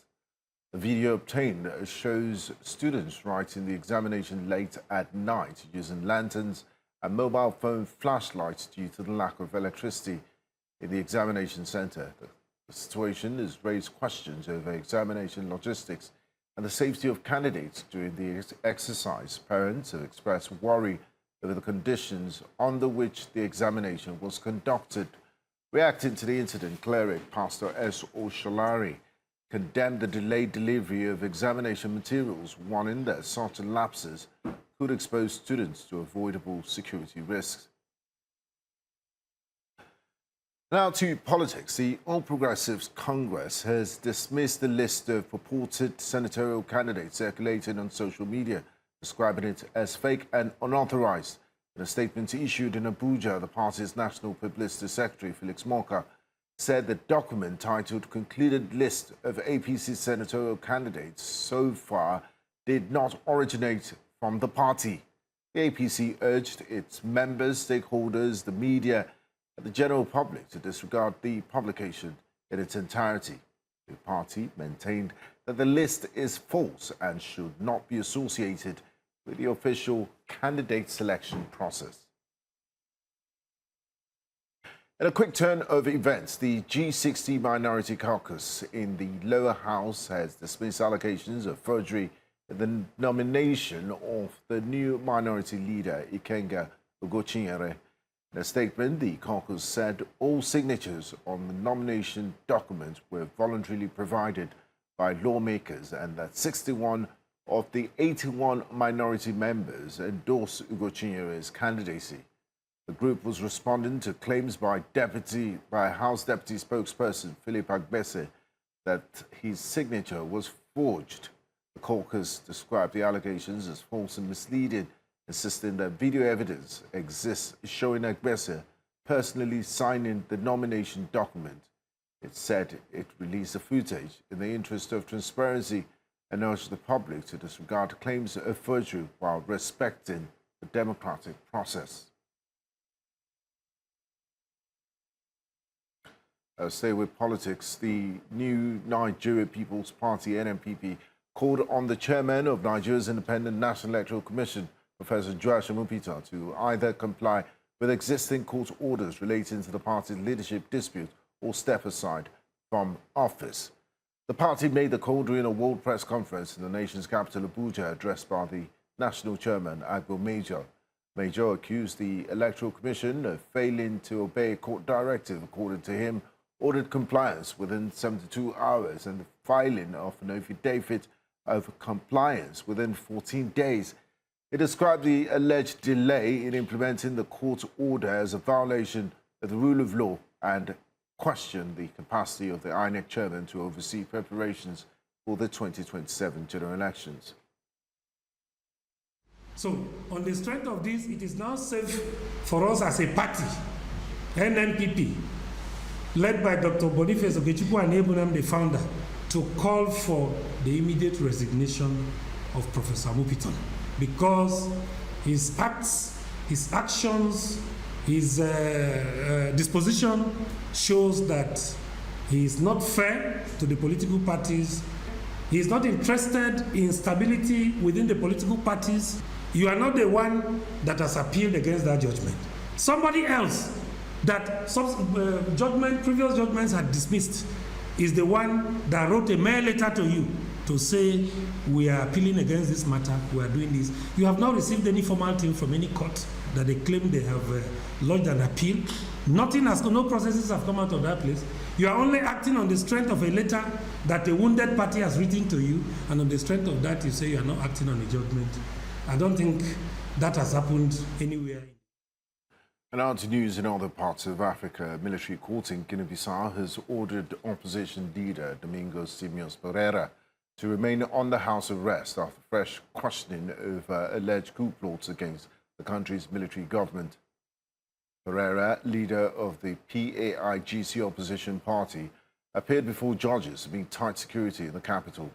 He has been accused of involvement in attempted coups in 2023 and 2025, allegations his legal team strongly denies. His lawyer told reporters that Pereira answered all questions and had no role in any effort to undermine the constitutional order. The veteran politician was initially detained following the military takeover in November last year and later transferred to house arrest. Guinea-Bissau has experienced repeated coups and political instability since gaining independence in 1974. That's all on the news at this hour. I am Benga Aborowa. Breakfast Central continues shortly.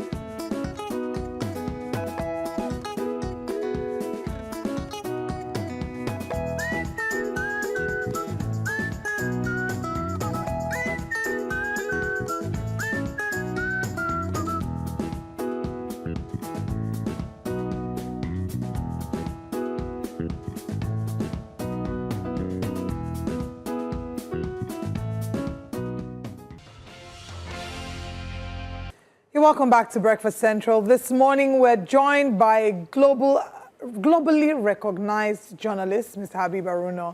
Thank you very much for being here with us. Aku Friday. Thank you very much. I was about to ring that. I knew you were going to touch the list. Wow. It's International Men's Month. Oh! 26. How many years? 26. 26 years wedding anniversary. What one word of advice will you give first to the married ones who are still young and the ones who are not yet married? Patience, understanding, and love. Three things: patience, understanding, and love. We'll Those are call very it PUL. wise. Patience, But I understanding. married a good wife anyway. You married a good wife. Oh. Despite my excesses, Oh. I'm a bad guy. It's a self-awareness for me. I applaud your self-awareness. You are a bad boy. Okay, let's hope that we'll have some good stories for the bad guy this morning on the newspapers. On the front page of Al Jazeera newspaper, our first newspaper this morning, Al Jazeera newspaper says, minority leader seat reps in rowdy session. It says, as race for Chinda's replacement hots up. And then these alleged signature forgery, I can't see that clearly. Okay, Agbese alleged signature forgery in Ugochinyeri's nomination. Atiku Youth Wing, DG defects to APC. We also have bad roads, Kogi motorists seek urgent intervention. At the top of the paper, Lagos warns consumers against lead-contaminated products. UTME candidate, highest score, gets scholarship from Umahi in Imo State. NHRC pushes for rescue of kidnapped school children. And finally, research innovation key to tackling insecurity, unemployment, says Echono. Let's talk about the minority leader seat and the rowdy session. I'm sure we have the video. If our producers can get the videos ready. There was the argument, Agbese blaming Ugochinyere and saying that he did not sign that. Ugochinyere is saying, you did. You gave your approval. I got the approval of opposition.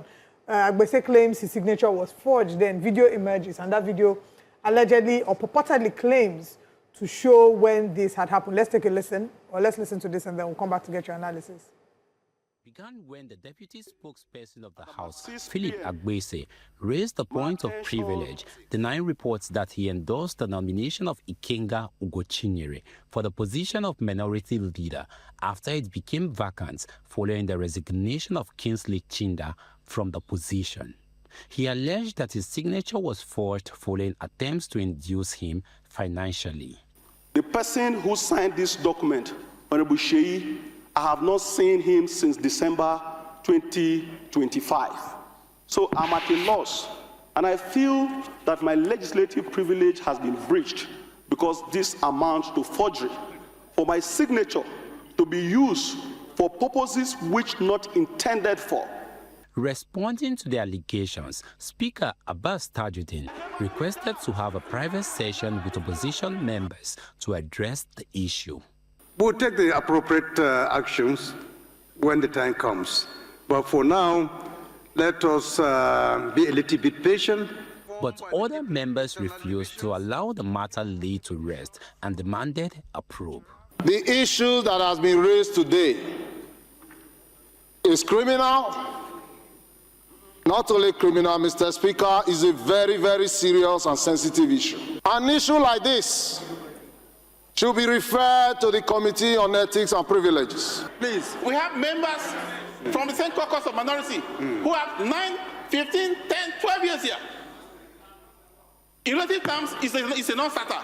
I want to put it on record that whatever has been said relative to electing a minority leader should be expunged from the records of this House. The situation escalated when Ikenga Ugochinyere also rose under the House rules on privileges to reject the claims. Mr. Speaker, my brother arrived from Benue late for our meeting, met me in the office, in the presence of some of my colleagues that I will bring forward, and voluntarily, on his own and independently, pledged and signed my nomination for the post of minority leader. Agbese also insisted that he neither attended any meeting or signed any nomination documents, which sparked a fresh argument in the chamber.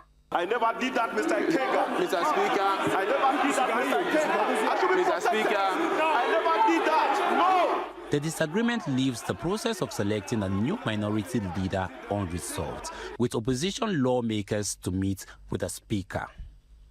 In Abuja for News Central, Idong Joseph. There you have it. Let's get your response to that. Who is saying the truth now? I mean, from the news I read at 9 o'clock, the latest update is that they said they've resolved it and no signature was forged. So I guess old boys club and, you know, in-house family affair. If they know that there's nothing to see here. Why flaunting their ignorance on national in the open? You know, I've not seen this house being effective. I've not seen this house holding the executive accountable. They've not done much to tell Nigerians that they are really there, you know, to protect and promote our interest. You know, and for the last time I checked, the position of minority leader in the House of Reps has not been functioning. You know, what they've been doing is to be giving tacit approval to anything that the majority members are doing. So what is the big deal? Perhaps some of them are not in support of Ugochinyere. Ugochinyere has been very vocal in that house. And he spent many of his time to, you know, to support many noble things, you know. But I think rather than sweeping the matter under the carpet, just like one of the lawmakers said, it's a criminal offense for signature to be forged. They should get to the bottom of the matter.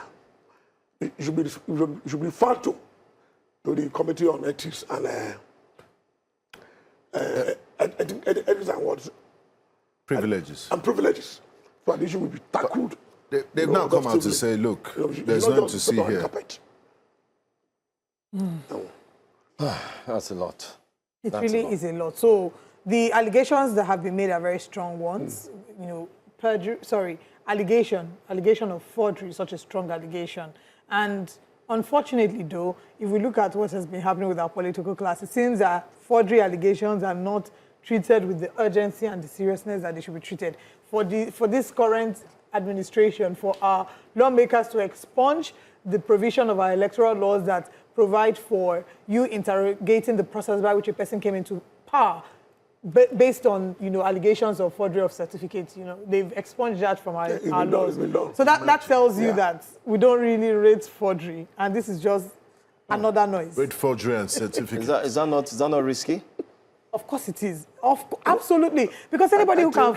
Forgery is also in some sense. I think that kind of thing can be tested at the courts. Let it move to the Supreme Court. Let's test it. When you forge your result and they get to know in university, you'll be expelled. When you forge your result and you are employed with that fake result, eventually you are caught, you'll be sacked. So why is it now easy, you know, for our lawmakers to use false certificate to get elected and they be going scot-free?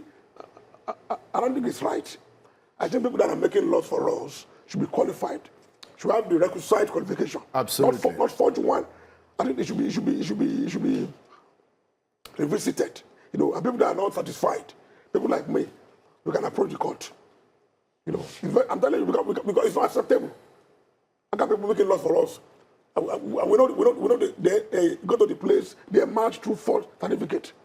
And we allow them to go on because they don't allow it. So that is totally unacceptable, in my view. Okay. Let's quickly look at another story very quickly. I think we've covered that of Al Jazeera. Let's move to another newspaper very quickly. I'd like us to go to The Guardian newspaper. The Guardian newspaper has on the front page there, Dangote Refinery expands output 700,000 BPD ahead of 1.4 MBPD target. That's good news. That news came out about 48 hours ago, and it's been, celebration ever since. NCDC urges governors to boost Ebola prevention funding. The Dangote story is Anatolia. That lead story, right? That Yes, Dangote. the Dangote story. Yes. The one above the mast edge. Yes. It's an Anatolia. Yes. It's from them. Yes. They paid for it. Yes. So we are not entitled exactly to take it like a sinker. Absolutely. But we'll find out. Even though we It's in know the papers, all the papers. all the papers, Yes. even like I said, 48 hours. Let's look at another one. State police framework almost ready for constitutional amendment. That is the story I want us to look into. It's actually inside the panorama page 2. If our producers can help us with that video where the chief of staff to the president was speaking about how far they've gone. They said the constitution is almost done, the amendment. We're going to put it out. So let's watch and then we'll come back and take your reaction.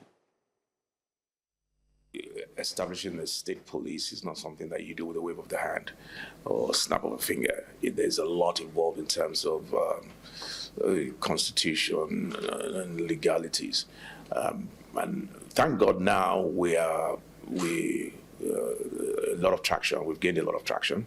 Hopefully the amendment will come shortly, and then the details of the amendment will come after that. Right now, what we're looking at is the constitutional amendment itself, and then the enabling law will follow thereafter. Ibaruna, is state police in the silver bullet that would solve all Nigeria's security problems? Because a lot of attention seems to be given to it. All options should be on the table. All right. To resolve this security problem we have, challenges we have in Nigeria. Don't forget that those kids are still in the forest. And I was telling my friends yesterday, I was saying that it's the forest in Mexico or in Togo. The forest is within our jurisdiction, within the country. So why is it so easy for non-state actors to take this country for granted? Abacha said, to hold the country to ransom, and it's not quenched within 24 hours, the government is involved. That's what Abacha said. And it's been quoted severally by Nigerians. So what is going on? What is this? Why is it difficult? For this thing to be solved. Why is it difficult for our security operatives to enter that forest and fish out those people? And look at the demands. And they give them that 1 billion naira. Should give them 2 in-laws vans. They should be allowed to introduce Sharia law. I beg your pardon. Very ridiculous. In Nigeria, But then again, you think about the fact that these people are being used as human shields. So they are caught between the devil and the devil. that is the job of the security agencies. We can't live on like this. I mean, you can use sleeping I gas. imagine myself as a father. I cannot be sleeping. Can I sleep when my children are in the bush? And in some climes, the security agency should be briefing Nigerians by daily basis what they are doing. On progress. They're not doing that. We've talked about even that. though we know they are doing something, but we need to be informed. They don't need to disclose what they are doing to rescue them. But let us know what they are doing. Let us know that. Updates. Give us update. They're not doing that. This issue of state police, there have been many arguments for and against. But luckily, we have agreed that there must be state police. Maybe misused, but they've agreed that there will be explicit law guarding the operations. So if they are misused, we go to court. Court we intervene. You see, the advantages are more than the advantages.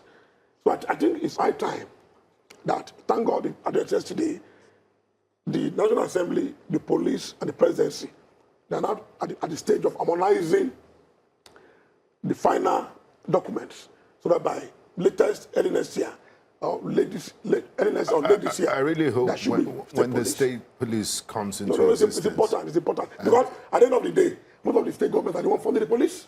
All right. I hope they focus on issues of policing and stop chasing people with dreadlocks. That was finding 90% of the resources of Lagos State police force was provided by the government in Lagos.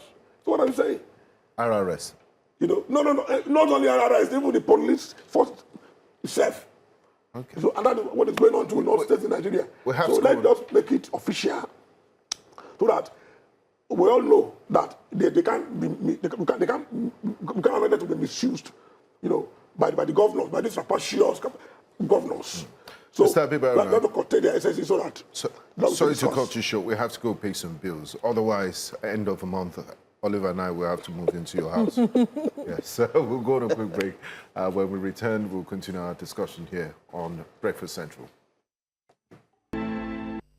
You're welcome back to Breakfast Central, and we're looking at the newspaper headlines, and joining us to analyze the newspaper headlines is veteran journalist Habib Haruna. Yes, what story were we looking at? State police. I believe. State police. So how do we ensure, because they're going to have 36 different jurisdictions, and I know they're still working on the modalities, but how does it work in the United States that they seem to be still efficient, and what will happen to the regular policemen from the federal Nigerian police force? You see, don't forget that even at present, we have the policemen in the locality. They're from those localities. Cannot bring an Hausa man to police Ikorodu. No, they are Yoruba people. Buddha police, Badagry, they are Yorubas. Auchi, where I come from, they are from Edo State. So you still, don't forget, Nigeria is a federal state. And the federal state presupposes that each state will have its own special police. So that we have in America, we have New York State Police. So when this law is signed, when the bill is signed to law, we have Oyo State Police, Lagos State Police, Oyo State Police, you know, working under the federal structure. Okay. It will be very clear in the Constitution, you know. But my concern is that these state governors, I don't trust them, because all blames are placed in the hands of those steps of the federal government. But look at last week, look at the amount of money that this state government collected. Look at the amount of money that Ogun State collected. Lagos State collected 200 billion. Look at River State, look at Delta State. And I learned that if you get to Asaba, that virtually is like a glorified village. What are they doing with this money? So people begin to ask questions. How this money is being spent? Why is it that we don't have enough security? Securing the schools in our villages, in our local areas. Why are they so vulnerable for these bandits and kidnappers and terrorists to just go into and take care of our children? Very pertinent. So these are the questions we need to ask. Very pertinent and germane questions. When this thing is done, when the law is in place, I'm sure there are enough guidelines to protect the abuse of the law by insensitive governors in Nigeria. That's a good one. That's a very good one. Let's look at the next paper, still on The Guardian, by the way. We just talked about the state police and so on. Still on the front page of The Guardian, federal government screens 400 Nigerians for repatriation from South Africa. Anxiety grows over insecurity as federal government ramps up rescue operations. INEC orders discos to compensate Band A customers over power supply shortfalls. Joe, are you Band A? I don't even know which band I am. Bandits. Right now. I'd like us to touch on the federal government screens 400 Nigerians for repatriation from South Africa. Is this not coming a bit late? Actually, the deadline by those Afrophobes is June 30th. They said, I mean, some of them have been going on social media, hiding their faces, sharpening their knives. And the Ghanaians have, we've seen a batch of 300 plus. Ghanaians, they've returned to Accra and other countries. And the South African government is almost double speak about it. There seems to be some tacit support for it by the South African authorities. Adams Oshomole is talking to us, said, nationalize MTN and all of that. How should we deal with this situation? And is this a step in the right direction? Because the South Africans are saying, the Ghanaians are overreacting and all of that. Well, Ghanaians are not overreacting when you are harassing them, physically assaulting them on the streets, and beating them in their houses. Destroy their properties. They're not overreacting. They're just being more circumspect and trying to make sure that they live to see another day. And their government is doing the right thing by bringing back to their country. In the case of Nigeria, the federal government is being very careful. Why? Not to disrupt the long existing relationship that we have with that country. We have been more careful. The government has been giving update for the ministry and the African Diaspora Commission has been giving update to Nigeria on where they can go, what the government is doing. And I think it's not too late. They are not bringing anybody. They said that if you want to come back, we provide you the means of coming back. That's what they are doing, And some are not even coming back. Don't forget that there are many Nigerians married to South Africans. They have children in that place. They have established rapport with people of South Africa. So it's difficult for them to just leave everything that they have there and jump into the plane, come back home. But I think, as I was told, that much more things have been done underground, to resolve this crisis. But you cannot resolve it if there is no any deliberate efforts on the part of government, South African government, to address this social inequalities in the country. Absolutely. So it's an existing state. It will not just die away. It's from the root. It should get to the root cause. Why those people are suddenly annoyed, and fighting foreigners. Olive, how's that your planned trip to Cape Town? Is it still Which the pipeline? planned trip did I tell you about? You've said it now. When the travel guys came here. Exactly. And because I was hoping that we all collaborate and go as a breakfast central team. That's true. That was the plan. Benga was to lead us. Yes, all of us were supposed to go as a team. Well, because of what is happening there, I don't think I'm interested in visiting for the nearest future. Anyway. Let's talk about Wike Mox Turaki. We have less than 5 minutes? Less than 5 minutes. Less than 4 minutes. Talk about what? Wike Mox Turaki-led group for nominating Jonathan and President Jonathan's silence. No, what we have said it many times here. Yeah.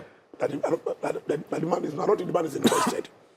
The political is suicidal for him. Well, he should come out and say he's not interested. Imagine somebody he's enjoying his name to chase clouds. People are saying that, what he has succeeded in doing is going to court indirectly that I'm qualified. And the court has come out to say, yes, this man is qualified to contest. He has not said, I won't contest. So he's still on trying to look at it and the mood, and it's late for him anyway. I'm not sure he will contest. Wike will always be making his noise, as usual. Well, PDP already has supporting the president for second time. PDP already has a strong candidate in the name of Professor Sandy Ono. Ono. I don't know about that. Well, he's the one they said he was a consensus candidate. What is very clear and unfortunate is that Wike succeeded in decimating the PDP, so they cannot pose a strong threat to the president's second term ambition. He succeeded in that, and I don't think he'll be forgotten by history. That's my personal opinion. On this Nigerian newspaper, prioritize workers' welfare, NLC address government. Tinubu's third anniversary, FCC projects 100% ready for inauguration, says Wike. Minority leader raised reps in rowdy session over alleged signature forgery. Senate to end agency duplication. Lawmakers cite overlapping functions, rising government costs. Akpabio warns against rubber stamp legislature. Let's talk about that. Akpabio is the home for me. Senator Godswill Akpabio has warned against rubber stamp legislature. It's the pot calling kettle black for me. Can I get you again? Akpabio warns against rubber stamp legislature. Can I have you again, please?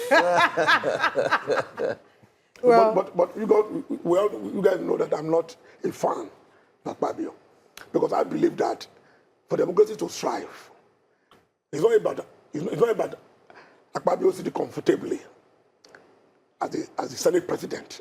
It's an Akpabio doing the job of what Sharaki did, and to some extent, Lawan. Even though the president belongs to the same party. Absolutely. The National Assembly that Akpabio is leading should be independent and interdependent, not just attacking the executive, but making sure they are accountable. Because it is only when the National Assembly holds executive accountable that our interests be promoted, our interests be protected. But when the National Assembly is a department in Aso Rock, an appendage, operates as a department in Aso Rock, then we have problem. We have an executive that is too powerful, omnibus, and our interest will be swept under the carpet. And according to my... saying that, then that's why I'm asking. I beg your pardon. Am I hearing you well? My legal luminary. The legal luminary here would agree that it negates A.V. Dice's principles of separation of powers. Absolutely. And this is where we draw the conclusion. Paras Amako says, a beautiful irony from Akpabio. Olive, sorry, before we go. Figure speeches. Sorry, before we go, guys. I've forgotten it. Is it oxymoron? We have our photo of the day before we go. Okay, Every let's see Friday photo now, of the we'll day. be giving you photo of the day. So we are leaving now. But we want to leave you with the photo of the day. In 2026, this is what the photo of the day looks like. It's a picture of a local government area where they are celebrating pipe bomb. Commissioning. That's what they are commissioning. It's wonderful. It's the balloons for me. I really like it because what this does is reiterate the song that popular Afro legend Fela Anikulapo Kuti said when he sang, "Water in no get enemy." So this woman has proven Baby steps. that water Rome was does not not built have in a enemy. day. Chairman So of we Ishelu celebrate- LG Ebonyi State, we celebrate Honorable former Peace little Agu, wins, small commissioning wins. a borehole project for residents. At least she's not commissioning toilets. Even Look at the is balloons. great, so- Look at the balloons. Lovely. Wow. Lovely. She deserves bell. And in Mr. Abib Aruna's Oyo State, children are taken to fly over for excursion. Wonderful. We must applaud our political class for doing it.